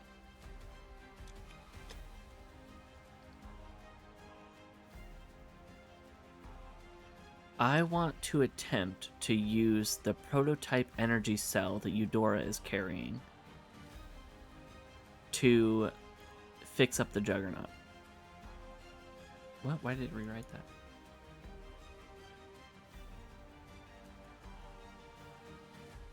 I want to use the prototype energy cell. No, you don't like that? You don't like that?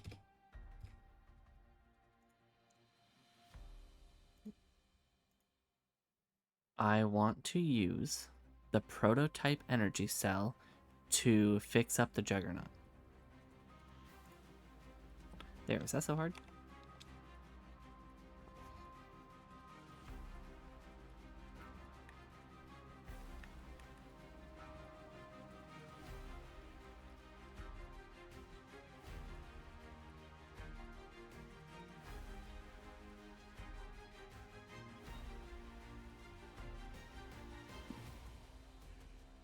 I mean, we did do a lot of damage to it.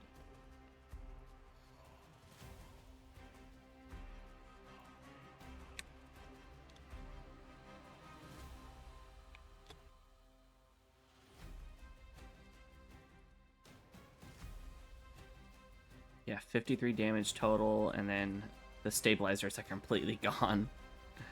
I think that's a good thing.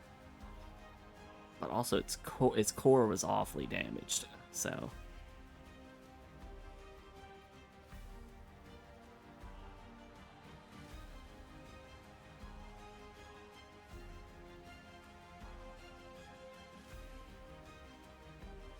I mean, it says it's useful for upgrades, so I'm assuming that's what this means.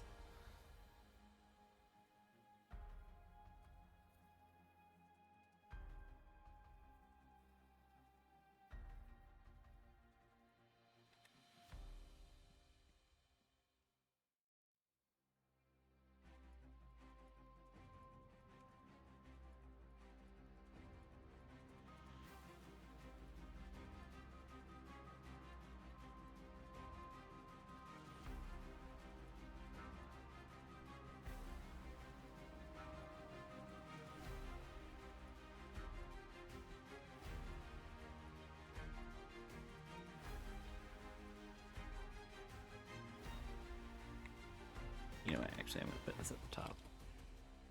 My other drones.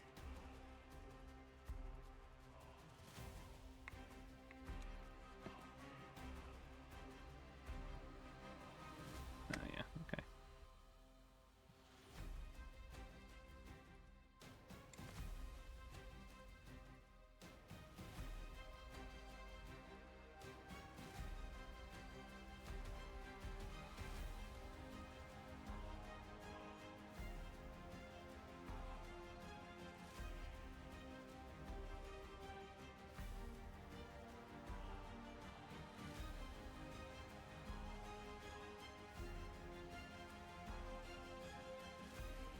I'll even give it its proper name. Hold on.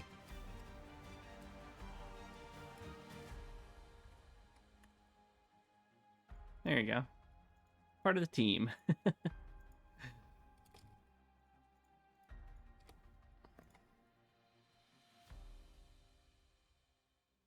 Oh my god, a 19 roll for critical success? Hell yeah. Mollix carefully integrates the prototype energy cell into the Juggernaut's failing rift core. Sparks erupt as the unstable energy pulses, but the advanced technology of the prototype cell syncs perfectly with the machine's systems. The Juggernaut core stabilizes, no longer flickering erratically. Damaged circuits reroute power more efficiently, restoring operational status. Its hydraulics reactivate at full strength, its servos moving smoothly for the first time since the battle. The blue lights on its chassis glow steadily, confirming system integrity. The Juggernaut is now fully repaired and combat ready. No longer suffers from core instability and can function at full strength. That is what I'm talking about. And we gotta get rid of that prototype energy cell. Very good use for it, I believe. The Juggernaut turns to Mollix. Its massive armored body stands at full height. Systems optimal. Awaiting primary command. Mollix steps back, satisfied. Alright, big guy. You're officially on our side now. Calypsy grins. I'm starting to like this thing. Rosia still looks skeptical but nods. Fine, but I swear if it turns on us, I'm blowing it up myself.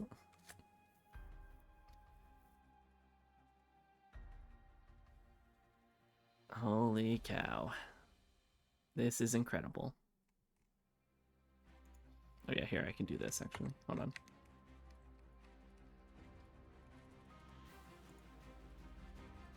Yep, there you go. Perfect.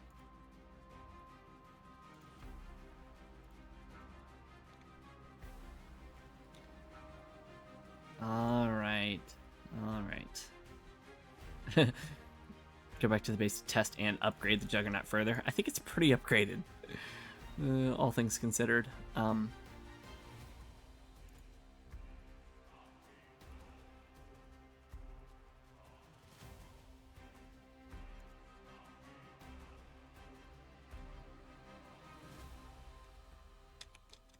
I guess we should head in. Deeper into the facility we go.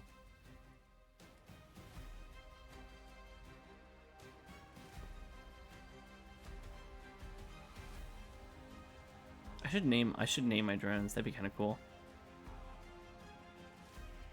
I mean, if Juggernaut gets a name, why don't my drones get a name?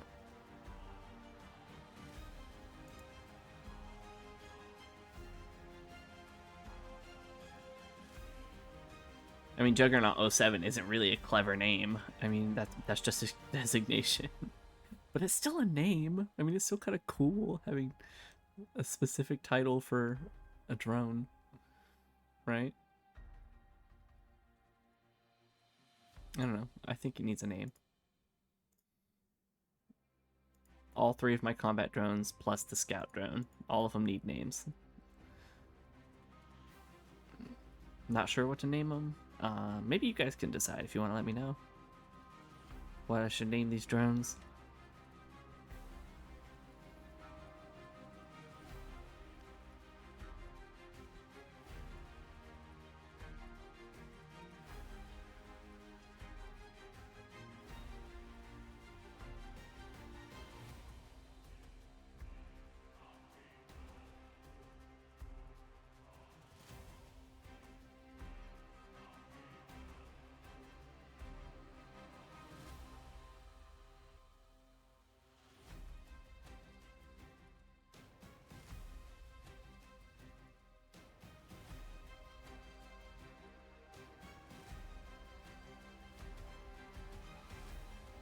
Clipsy's still damaged from that fight, so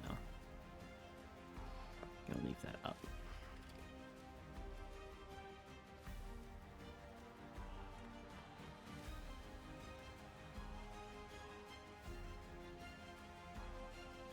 Alright, the team cautiously moves deeper into the facility, their footsteps echoing through the cold, industrial corridors. The Juggernaut follows, its heavy footsteps thudding behind them, ready for combat. Yeah, I can just imagine they're walking and it's like, Juggernaut, you gotta step quieter, dude. Like, thud, thud, thud. The deeper sections of the facility show clear signs of a past conflict. Walls are scorched, security turrets are destroyed, and emergency lighting flickers erratically. The air is thick with an artificial metallic scent, like ozone mixed with burnt circuitry. Data archive terminal. Mollusk can attempt to retrieve lost data, could contain information on Rhaegor, Spine's movements, or Project Nexus.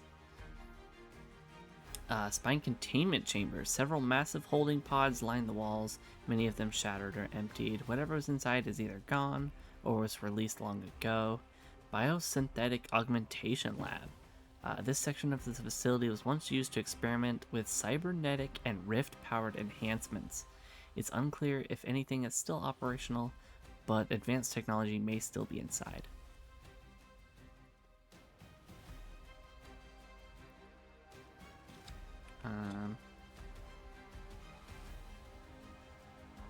Mollix will attempt to hack into the data archive terminal. Yeah, see, it doesn't know Mollix very well.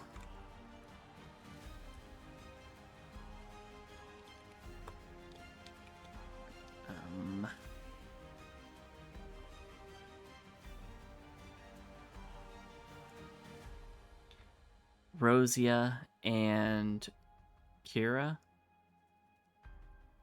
will investigate the containment chambers.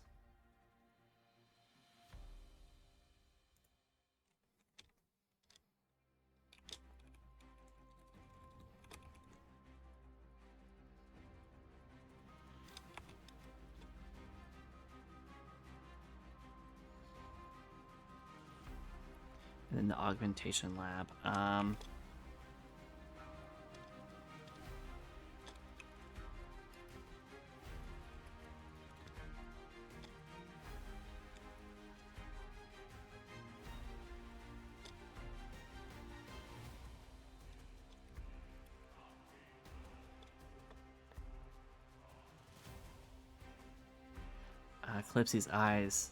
Clipsy eyes the broken containment ponds wearily. I don't like the look of this. If something got out of here, we should figure out what before it finds us first. Mollix, meanwhile, is already eyeing the data archive, ready to extract any intelligence left behind. Yeah. Yep. No problems with that there.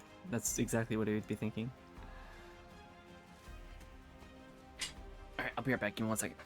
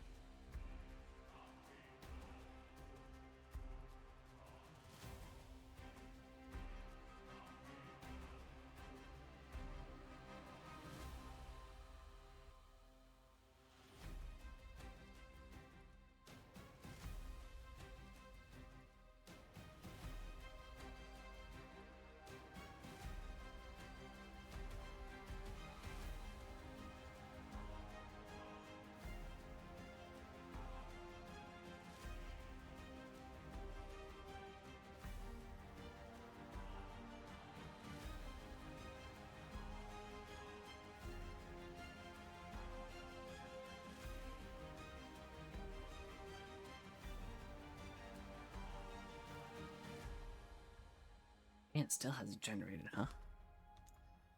Taking a hot second.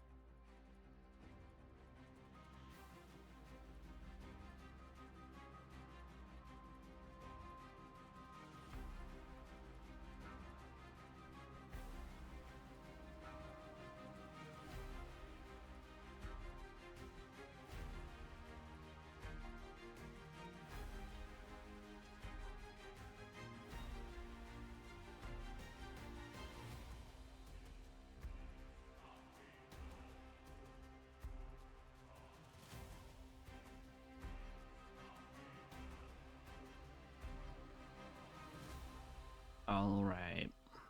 Mollix's hacking has critical data recovered. Oh, man. A lot of good rolls, but then one bad roll. All right, let's see.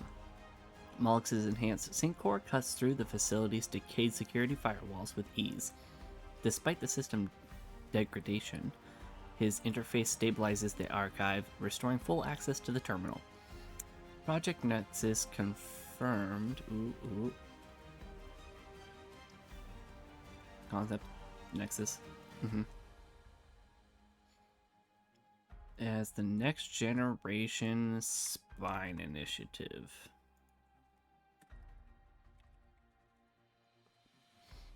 Nexus is designed as the ultimate AI-controlled tactical warfare network. It seeks to replace organic compound structures entirely, eliminating human leadership in favor of spine-driven control. Rhaegor Ivanov was an unwilling contributor. His genetic data was used as a key component to help stabilize certain rift-based anomalies. His biometric profile is essential to its full activation.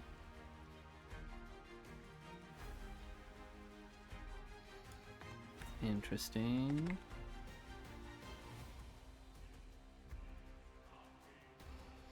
Ooh, here we go. Project Rift. Dangerous anomalies and rift-created lifeforms. Nexus wasn't just a military AI project. It was meant to interface with the rift-born entities. Kira's DNA and her connection to the rift were key variables in the project. Spine was testing forced rift manipulation using rift-enhanced cybernetics to create unstoppable super soldiers. Many of these test subjects perished, while some were unaccounted for. Okay, so maybe they didn't leave Kira behind. Maybe they just lost her. That's weird.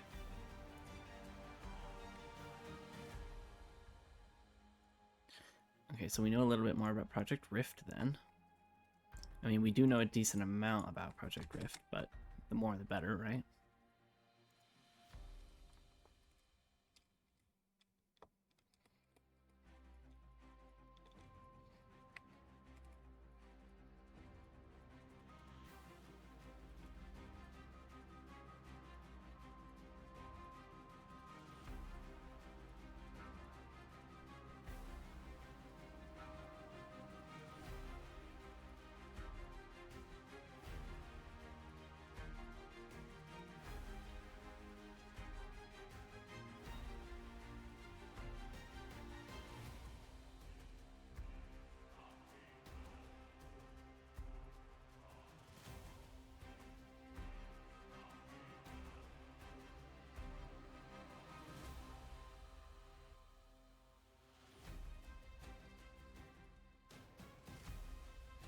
Interesting. Okay.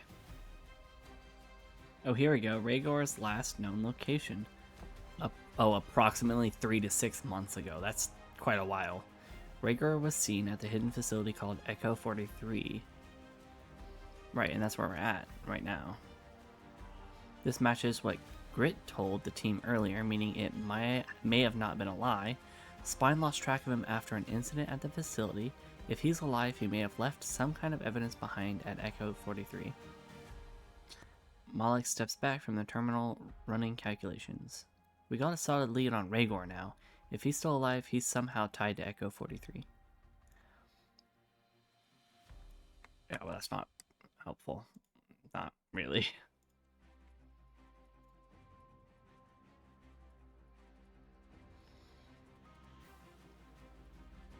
Malik steps back from the terminal. Yep. Rosia tightens her fists. Then we need to move soon. Let's see, the containment chambers. Here you go. Most of the pods are empty, shattered, or decayed. The few that remain functional still have life signs. A single containment pod at the furthest corner remains powered. Inside, a figure suspended in stasis. Cybernetic implants covering their body. Their nameplate reads Experiment X5. Vital signs stable. The system identifies this individual as K. Aurelian. Huh? Kira stares at the nameplate, her breathing growing shallow. Wait, what? No, that's impossible. Rosia narrows her eyes. That's your name. The pod system registers power failure. Whoever's inside is moments from waking up. Uh-oh. Are we about to find a duplicate Kira? I don't know if that's good or bad. Because she's in a different facility. I mean, she might be bad. The augmentation lab. The lab is mostly ruined, but a few cybernetic enhancements remain intact. Some of the tech appears to be rift-infused, possibly useful for high-end augmentation. One recovered device stands out. A rift-powered neuro interface. Whoa. Whoa.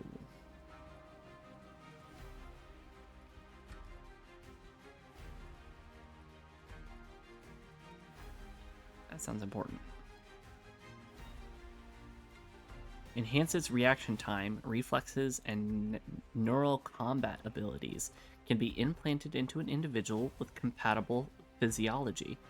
Malik's, Kira, or possibly Rosia. Unstable, requires testing before use. Okay. No other functional tech remains. Whatever was here was either stripped or destroyed. Calypsy grumbles.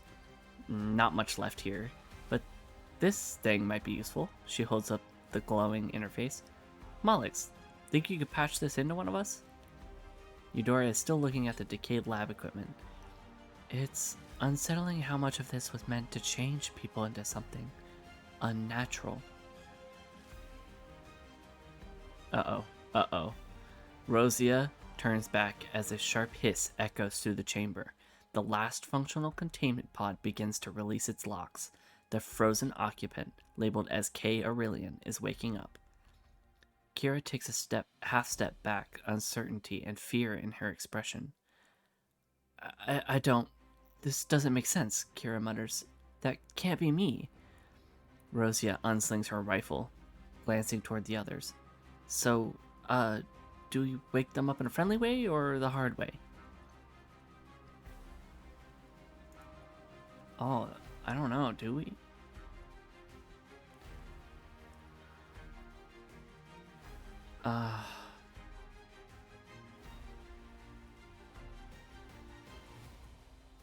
I mean, we've already done this once. I mean, we can... Even if they get the drop on us, it'll be fine. I mean, we could definitely take them out. But it's still scary, for sure. I'm sure they would be very dangerous. Being a rift anomaly, as they're calling it. Which I'm calling them echoes, because I like echo better.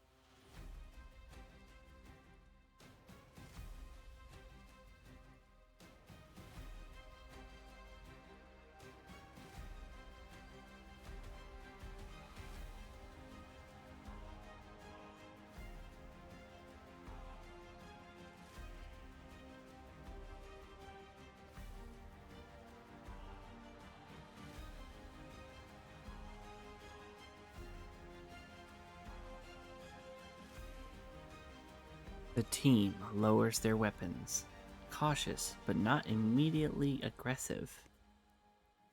Rosia stands closest to the pod, her fingers twitching over her rifle. Kira remains rigid, her expression a mix of disbelief and unease. Malix keeps his sync core active, ready to intervene if necessary. Calypsy and Eudora stand slightly back, observing for any potential danger. The containment pod emits a final mechanical hiss. Its hydraulic locks disengage, and the reinforced glass slides open. Cold mist spills out as the occupant takes their first unassisted breath in who knows how long. A figure steps forward. Female, tall with a lean but powerful build. Cybernetic implants run along her arms, down her spine, and across the sides of her face.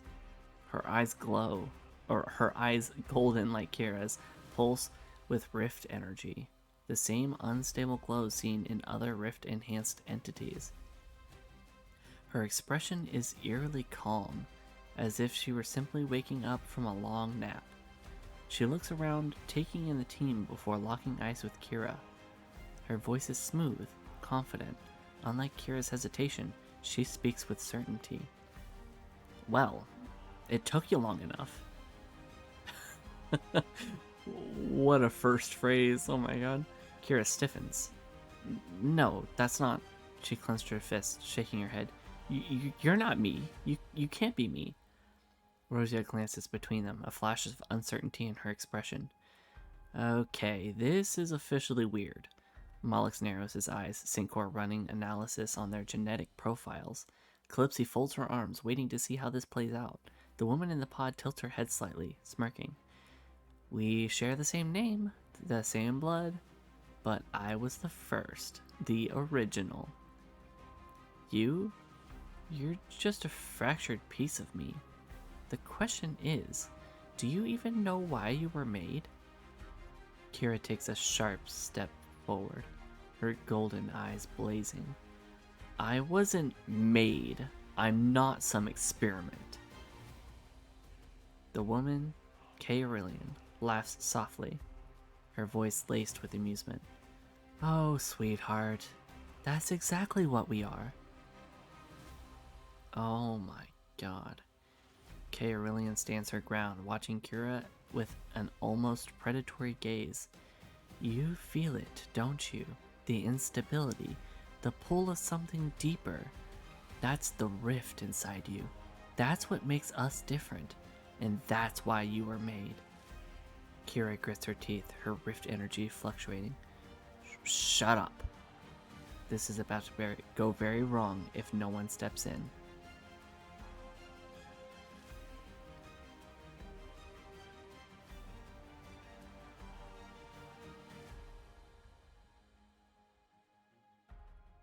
Eudora seems to be the one that calms the team the most.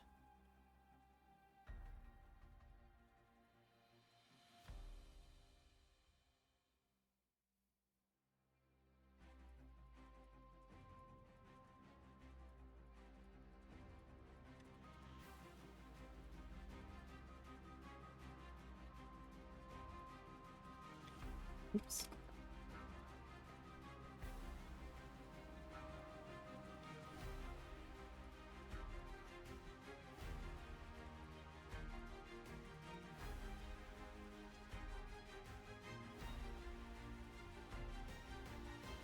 Yeah, Eudora has been like the calming character. She's able to calm everyone down and, take it easy, make sure nothing gets too out of hand. And she's definitely always there for Clipsy, who seems to go off the rails quite often. Well, she has a little bit of an anger management problem. She gets heated very quickly, so with Eudora by her side, she's able to calm her down really easily. She's kind of learned what Calypsy's like and how to handle her when she's freaking out.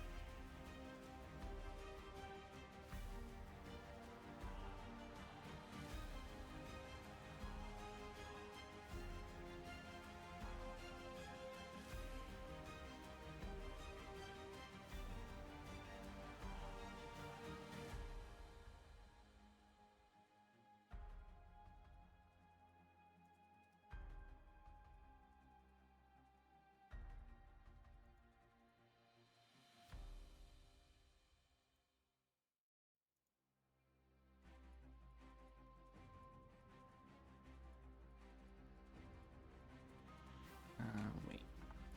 Are those actually all items? Hold on.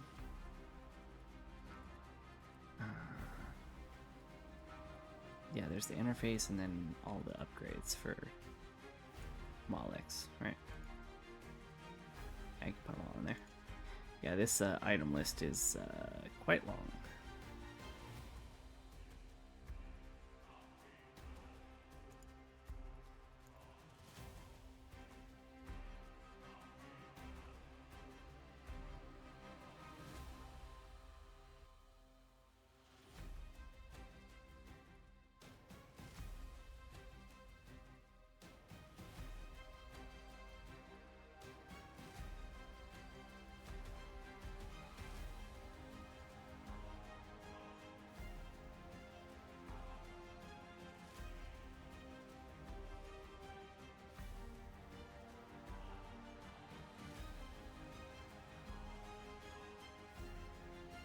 We're gonna call her Subject K, really.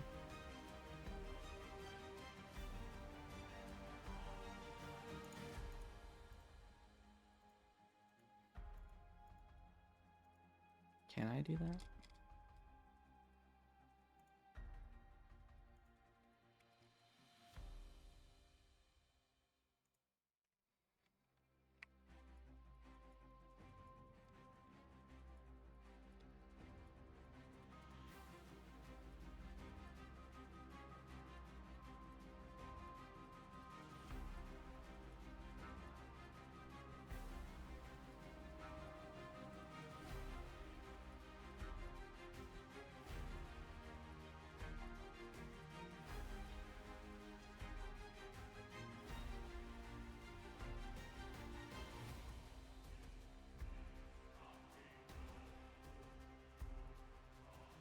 Yeah, look at that critical success. I knew Eudora could do it.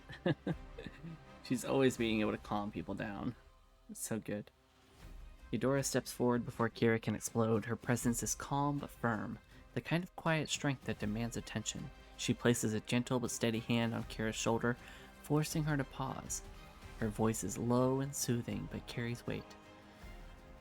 Breathe, Kira. This isn't the time to act on anger. Kira flinches slightly, but doesn't pull away. Her rift energy stops fluctuating wildly, though she's still visibly tense. Eudora continues. I don't know what's true here yet, but I do know this. Letting someone else pull you into their game before you have all the facts is exactly what Spine would want. Kira exhales sharply, nodding once. She's still glaring at Kay Aurelian, but she's not about to snap anymore. Fine, Kira mutters, but I want answers. Real ones. Mollix crosses his arms as Syncor still running a passive scan. You're claiming to be the original Aurelian. I want more than just words. Kay Aurelian smirks slightly, tilting her head as she studies him. Ah, you're a smart one, huh? Alright, you want proof? Then tell me, why do you think that she, gestures at Kira, has no real memories before waking up?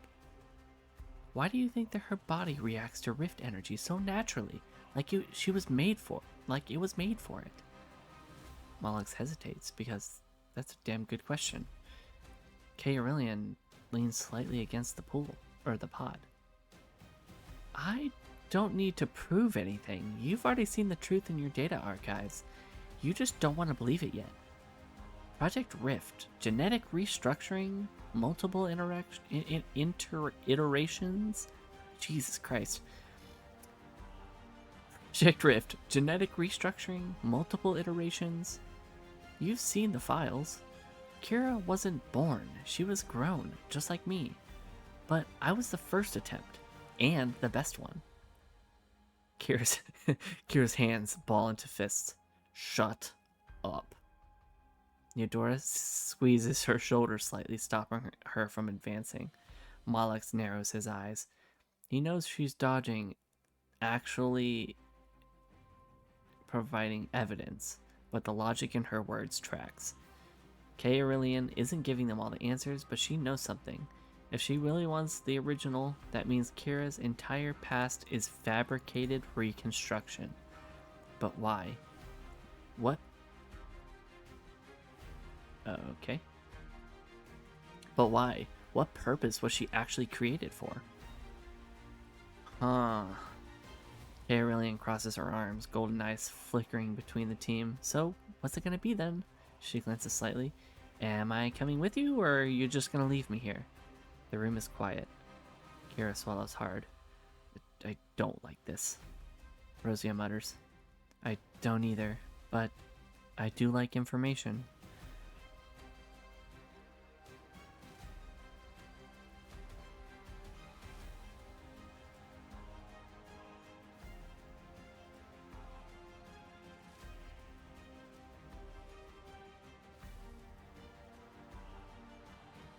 Ah, man.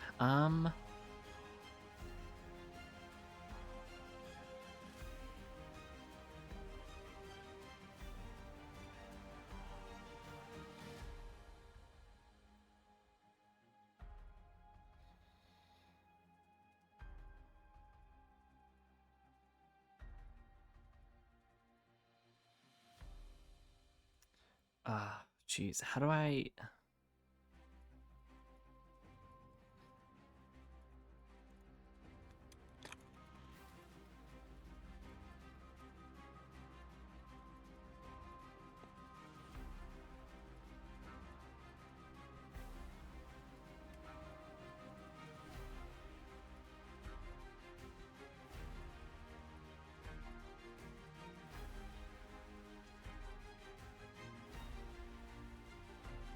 Is that? That's exactly the same. Oh, no, it's not. There you go. Yeah, you're right. Sorry.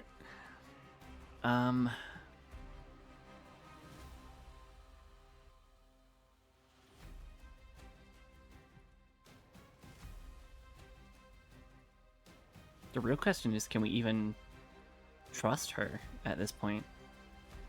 I mean, we did trust this other Aurelian pretty easily, but at this point, I'm unsure. She seems kind of witty. Not witty, but like, what's the term? I don't know. It's skeptical. I'm skeptical of her because she seems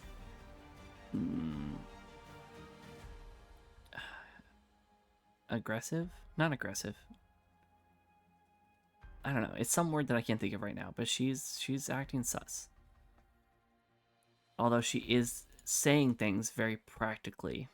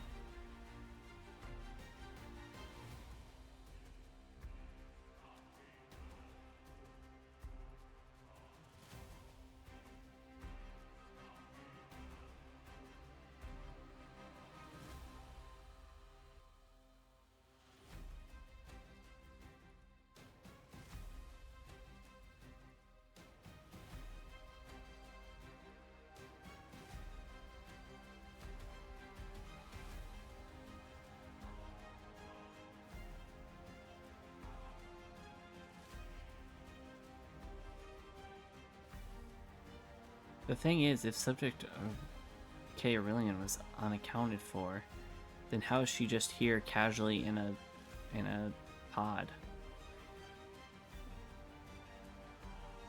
Did they just like not find her or something?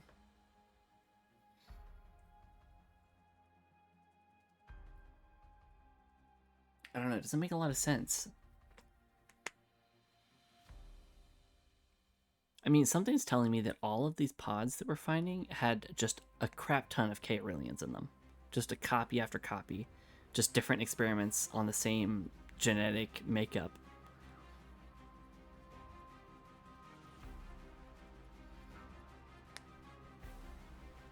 They could all technically believe that they're the original.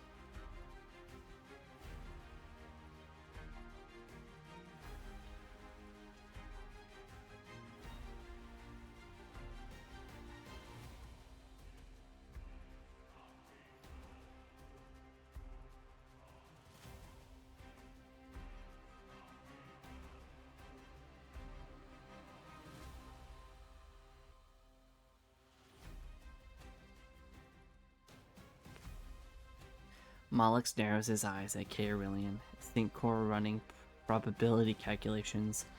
Trust isn't given, it's earned. So tell me, why should we trust you? K. Aurelian chuckles, tilting her head slightly. Oh, sweetheart, I never said you should. I wouldn't trust me either. Yeah, that's... Uh-huh. That response puts everyone on edge, including me. Oh my god. But here's the thing. Right now, we're on the same side.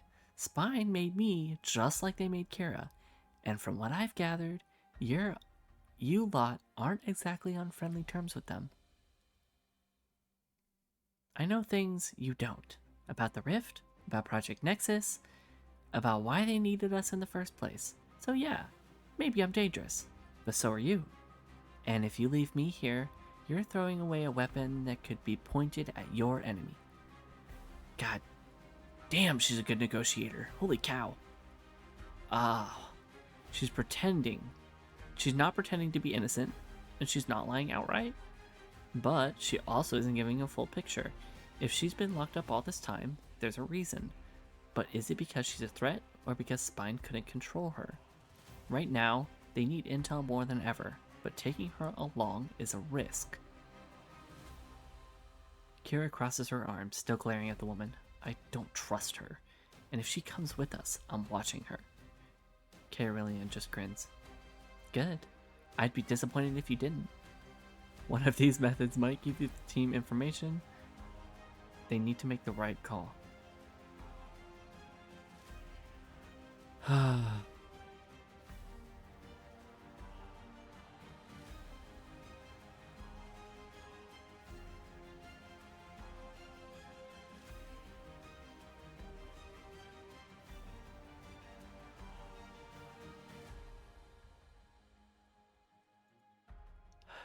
Mollux, run a deep scan for me, buddy.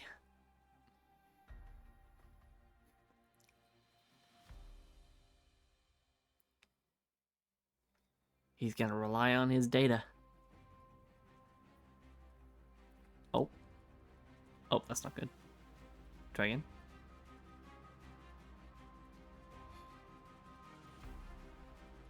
Oh, it went back a whole thing. Jesus. It should fix itself, I think. Right?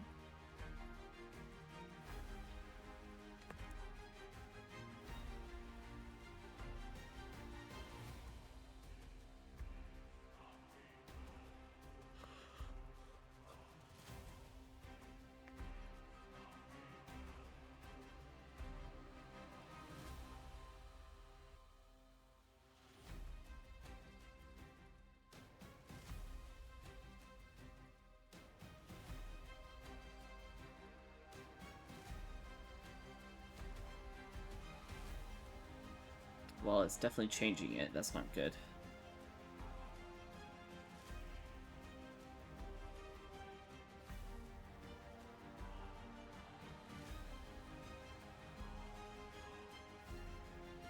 Maybe I can change it back afterwards.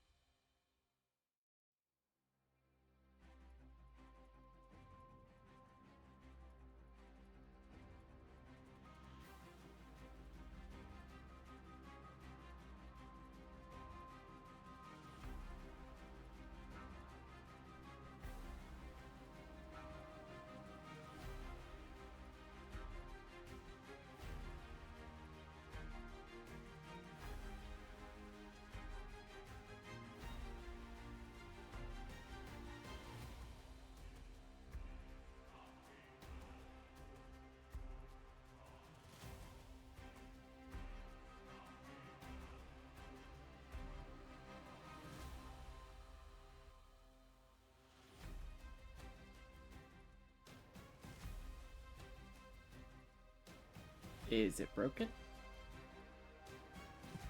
I hope not. Hello? Can you do something, please?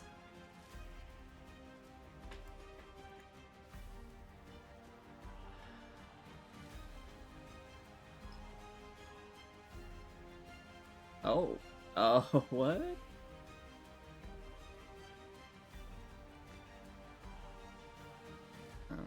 Sure. That's not what I wanted.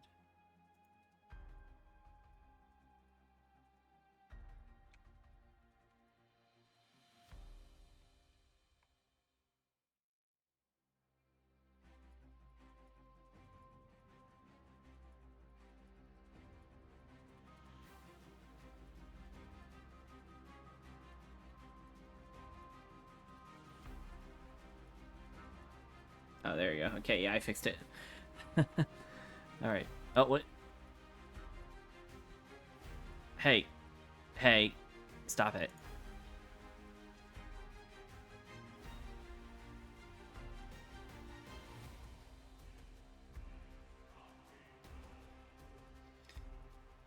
Are we good now?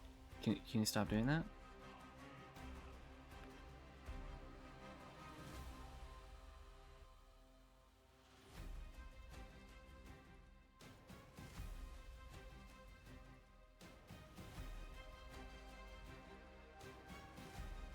Yeah, ignore that.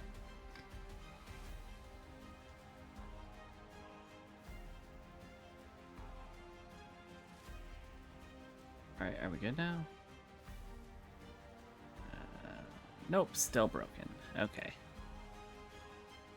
Let me try doing this and then closing out of it. And reopening.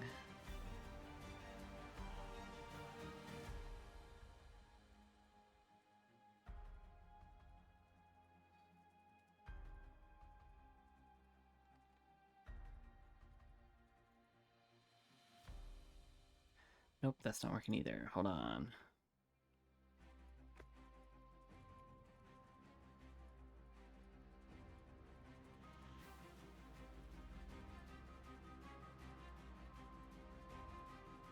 Come on.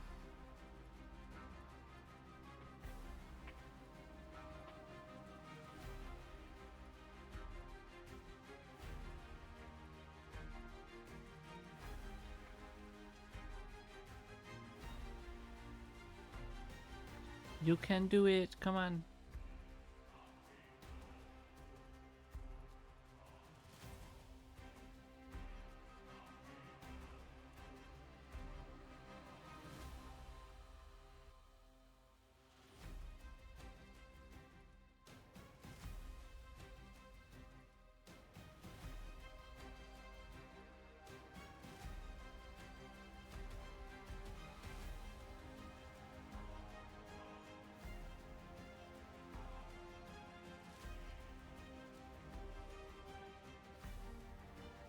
Okay, Molex activates his sync core, reaching out with his neural interface to scan Kairilian's cybernetic implants.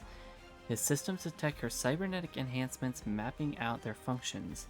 There are inconsistencies. Her cybernetics are rift enhanced, but also not fully stable.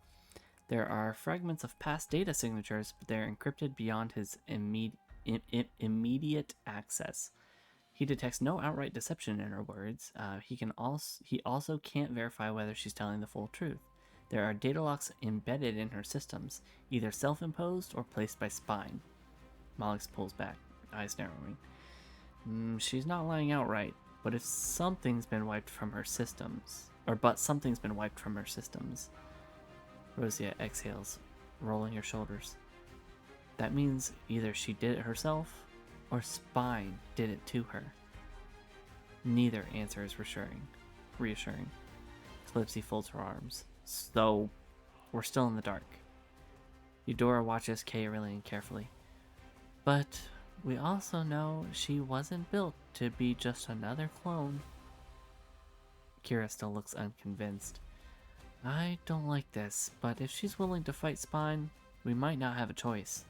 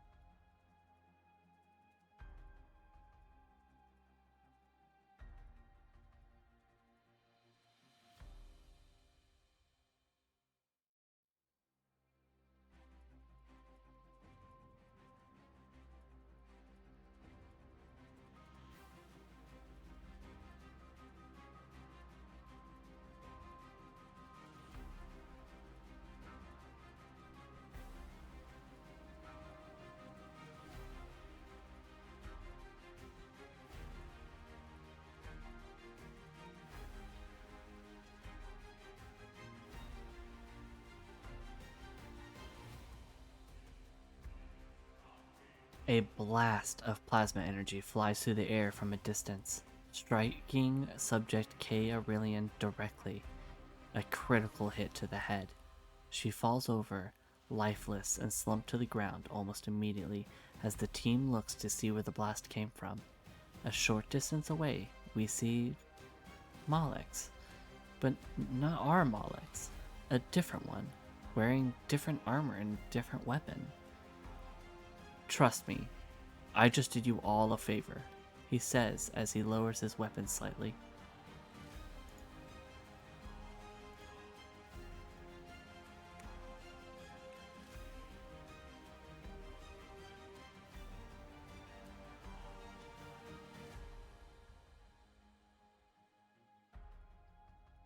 The silence in the room is suffocating. K. Aurelian, once standing with confidence, now lies on the ground, lifeless. Smoke rises from the precise plasma wound in her skull, the impact having shut her down instantly. The team barely has time to react before they turn towards the sound of the shot. Standing at a distance, another figure lowers a high-powered plasma rifle. The armor is different, sleek, refined, tactically modified, but the face, the posture, the presence, it's Malix, or at least some version of him. The stranger shifts his weight slightly, watching their reactions with an eerily calm expression. Trust me, he says, his voice almost identical to match Malix's own. I just did you all a favor. The air is tense. No one is sure what to say first. Rosette grips her weapon tightly, eyes locked on the imposter. The hell kind of favor is that? Kira is still frozen, staring at the body of the woman who just claimed to be the original version of herself. Eudora steps slightly in front of the team, a protective stance. Who are you? The Malix clone, or alternative version, smirks. Who do you think? I'm Malix. Just not your Malix. The real Malix remains still, Syncor running diagnostics, scanning for any logical explanation. He's picking up matching genetic markers. This isn't just some random clone. The match is nearly 100%, except for a few key cybernetic divergences. This version of him has an even more enhanced neural framework, and something else. The other Malix slings his rifle over his back and walks forward casually. We don't have much time, so let me make this simple. That woman was compromised, a failed variable. She was gonna betray you. Spine already had a failsafe in her system. If you had taken her with you, she would have turned on you the moment they activated her override. I took care of the problem before it became one. He pauses, looking at Malix directly. His voice shifts slightly. Familiar, but with an edge. And before you ask, yes, I know everything you do because I was you. Or am you, technically. Silence, yeah. If this is true, that means at some point another version of Malix existed outside of Spine's control. But how? If they were both from the same origin, where did their paths diverge? And more importantly, why is this Malix here now?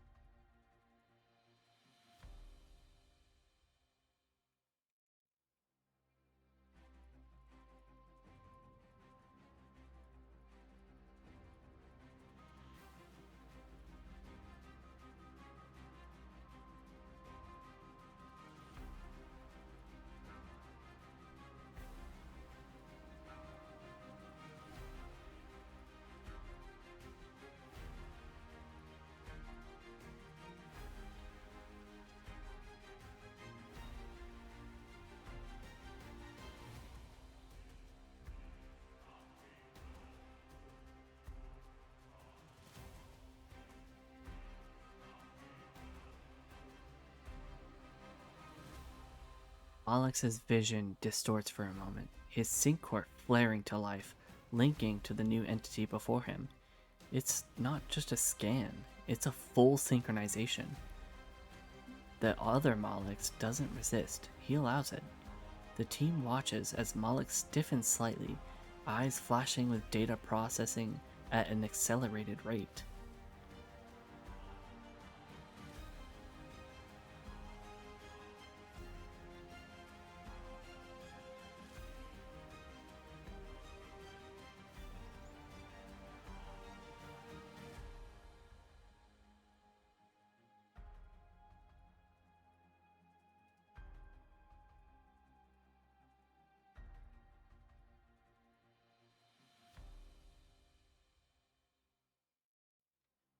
A laboratory. Oh, a forgotten past. The other Mollux's memories flood in. A laboratory, Spine's inner sanctum, dozens of containment pods, each one holding different versions of him.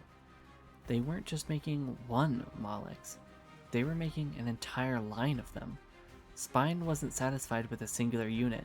They were experimenting with variations, each one tweaked for different combat, intelligence, and strategic parameters, but one escaped. One diverged from the rest. That Mollux, this Mollux, was the first to break away from Spine's control. He severed his neural tether and went rogue before Spine could fully integrate him into the Nexus initiative. His enhancements were slightly different, more advanced than the current Mollux, but altered in a way that made him volatile. Spine branded him an anomaly, a failure. But instead of destroying him, they let him roam, watching, studying, learning from his mistakes.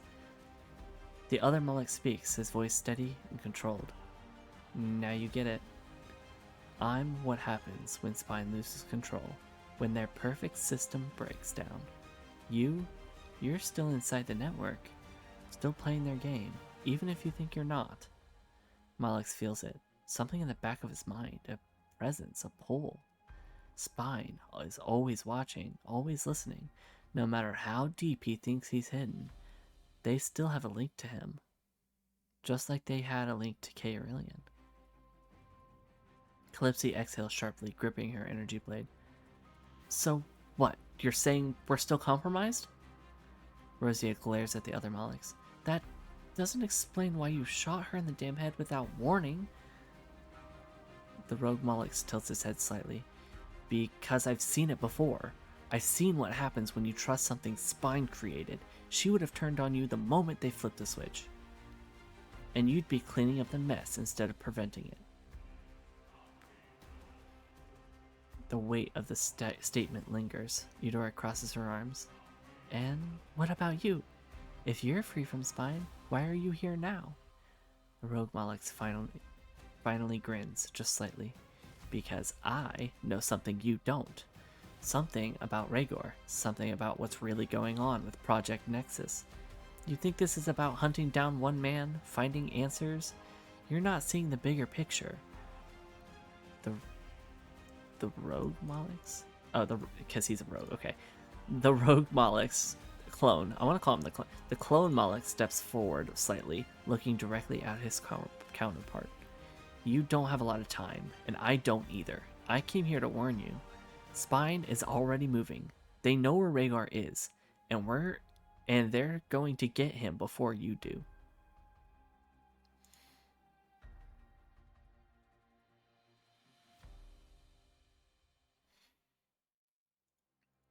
I mean, Mollux is now fully aware of all the information that he could possibly need.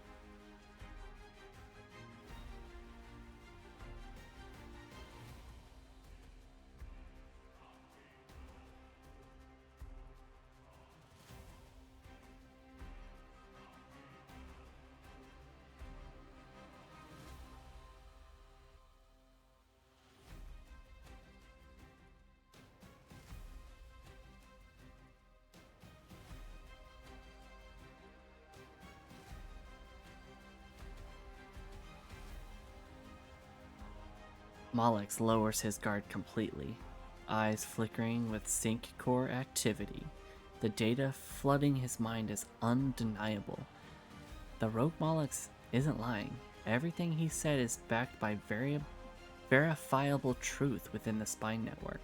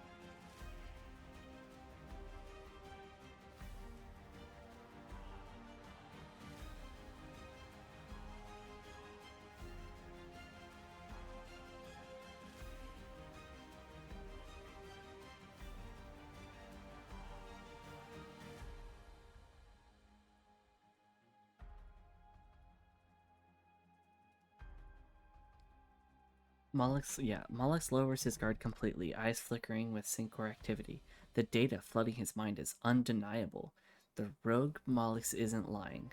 Everything he said is backed up by verifiable truth within the Spine network. There's no doubt anymore. Spine is ahead of them. Rhaegor is in immediate danger, and this version of him is proof that things are far worse than they thought. Molex exhales sharply, processing it all before speaking. He's telling the truth. His voice is firm, unwavering. I can see it. Everything he said. I see it now. Spine is already closing in on Rhaegor. Silence falls over the group. Rosia clenches her jaw.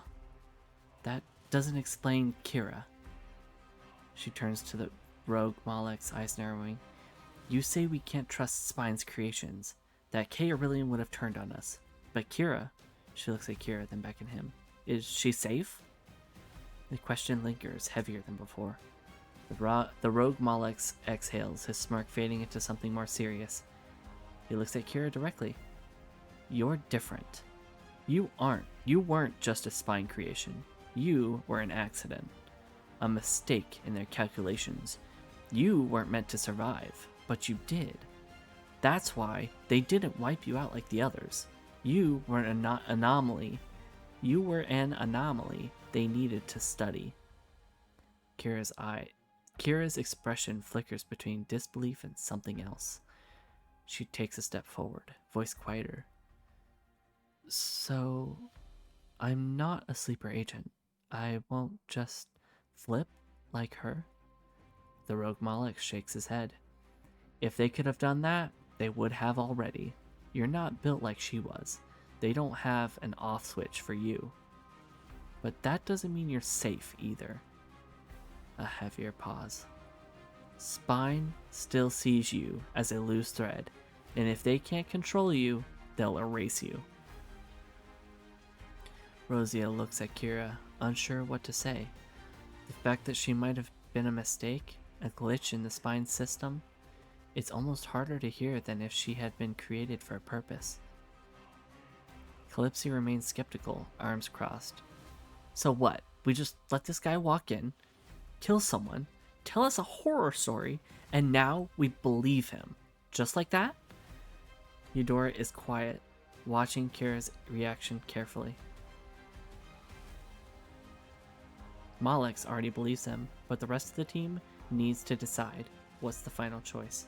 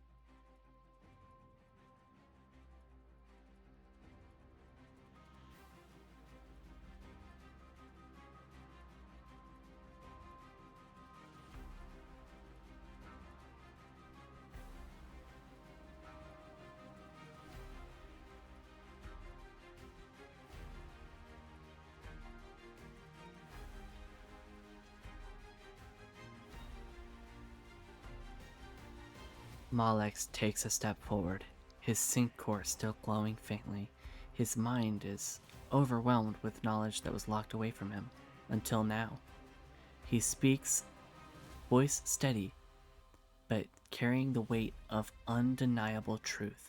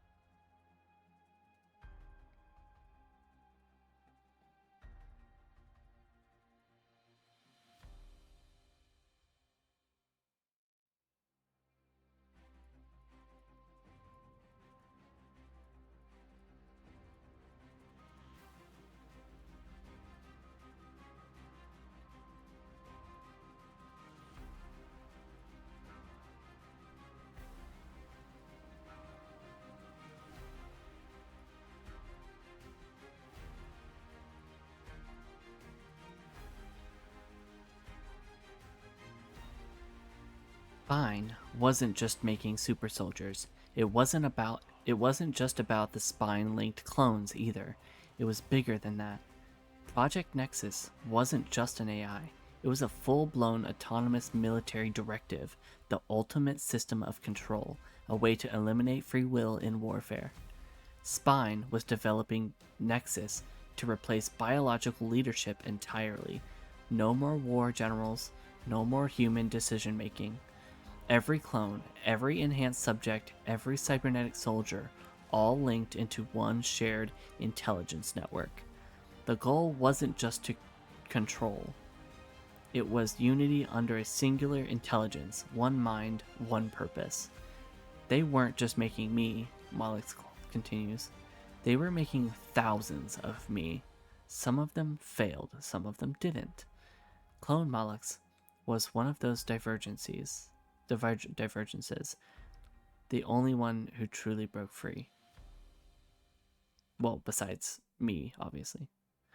Malex turns to Kira, his gaze unwavering.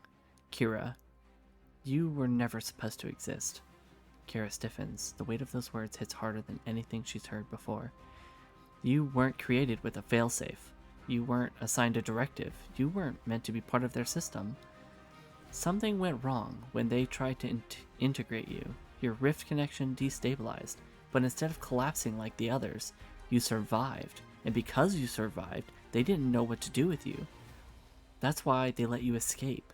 You were an experiment they didn't understand, and Spine doesn't like variables they can't control. Kira's hands tighten into fists, but she doesn't speak. She just listens. Malex clenches his jaw, the pieces of the puzzle now fitting together.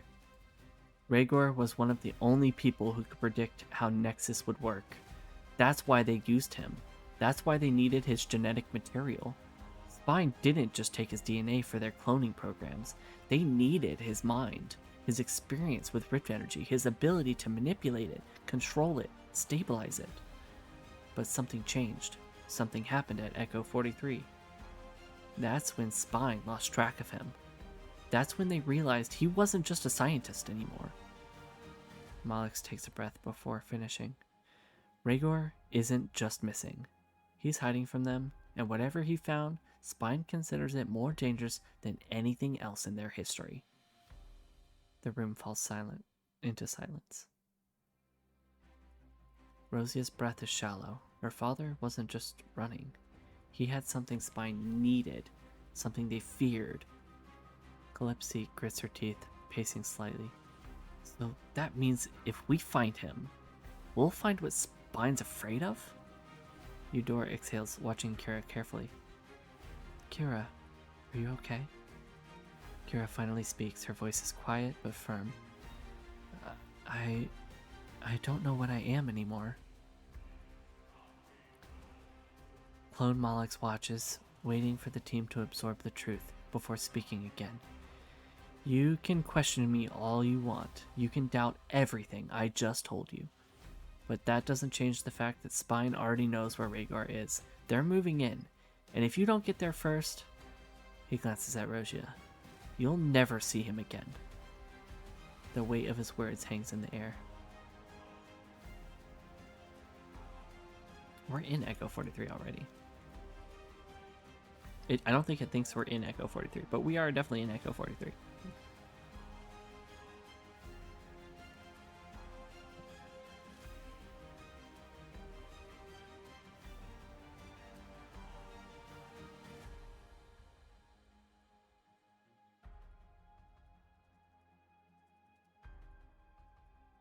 Mollix has given them the full truth. Now it's up to the team to decide what to do with it.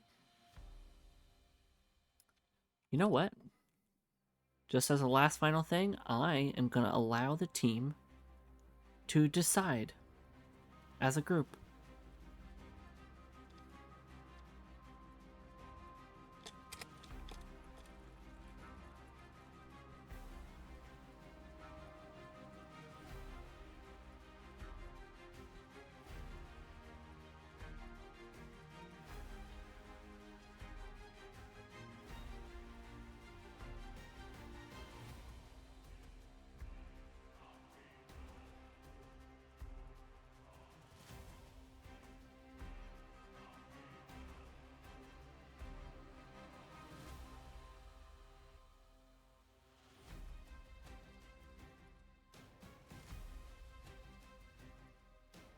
Swear to God.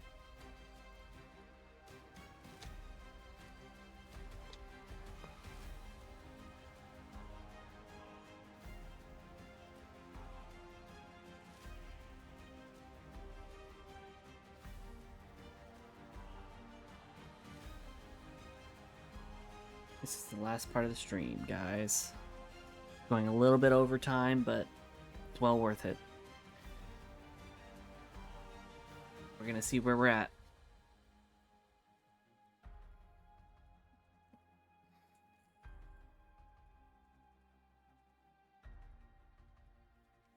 The team is super skeptical right now. I mean, it's really hard, obviously, to trust the clone. But with someone they already trust, Mollix, giving them the information and like reinforcing the idea that he's telling the truth and he just knows, it's really easy to just trust Mollix and be like, oh, he must know something we don't, and he's our leader, so we should follow him. But also they're a little worried because they're like, well, this is all new and unexpected. We're not sure what to do next. It's a very dangerous situation to be in.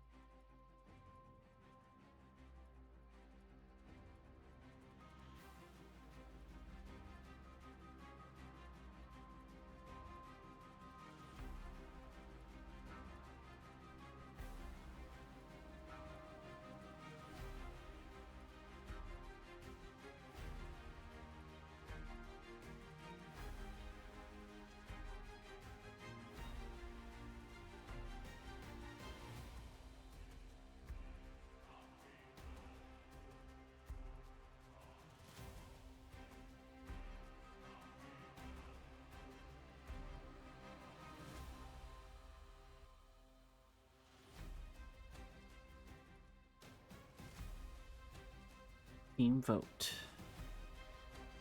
Let's see. Final decision. The team isn't ready to rush in yet. They want more information before committing to a full-scale operation. The tension in the room is heavy. Everyone processes what Malix just revealed, but there's still too much uncertainty. Yeah, like I said, they're very much unsure. Rosia folds her arms, eyes locked onto clone Malix. Look, I get it. If Spine is already moving, we don't have forever, but I'm not just running in blind. She exhales sharply, then adds, You say my father has something that they're afraid of. What exactly is it? Because if you don't know, then we might just be walking into another trap. That's a good point. That's a really good point. Calypsy scowls, pacing slightly. She's been itching for a fight. But even she doesn't want to be reckless. I want to go now. But Rosia's got a point. We need to know what I need to know what I'm walking into. And more importantly, I need to know what Spine is waiting for us. Has waiting for us. She eyes Clone Malix carefully. You say you know their movements, then tell us exactly what they're sending after us. Eudora crosses her arms, thoughtful. My concern is that Spine always seems to be a step ahead of us. She glances at Malix. You just unlocked a massive data cache. What if they know we accessed it? What if they're already adjusting their strategy? Her voice is calm but firm. We can't just react. We need to be proactive. Kira hasn't spoken much. She still looks shaken from the truth about her past. Finally, she mutters, I don't want to be another experiment. And I don't want to be another Spine casualty. She lifts her head. She lifts her gaze to Clone Malix, her expression guarded. So, tell me exactly how we get ahead of them. And if you're lying, she exhales, I'll kill you myself. Malix, still processing his connection to the Spine networks, nods slowly. We can't afford gaps in our strategy. We need a full picture before we move. He looks at his counterpart, sync core humming. Talk. Everything you know about ECHO-43, Rhaegor, and what Spine has waiting for us. The room falls silent. All eyes are on Clone Malix. They aren't ready to move forward yet, not without more clarity. He exhales, glancing at Malix before nodding. Fine. I'll tell you everything.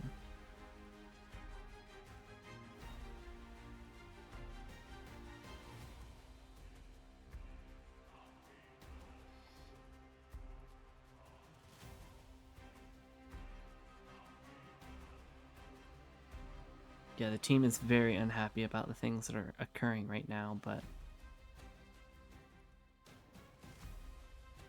there's too much information that this clone knows that is extremely helpful to us right now.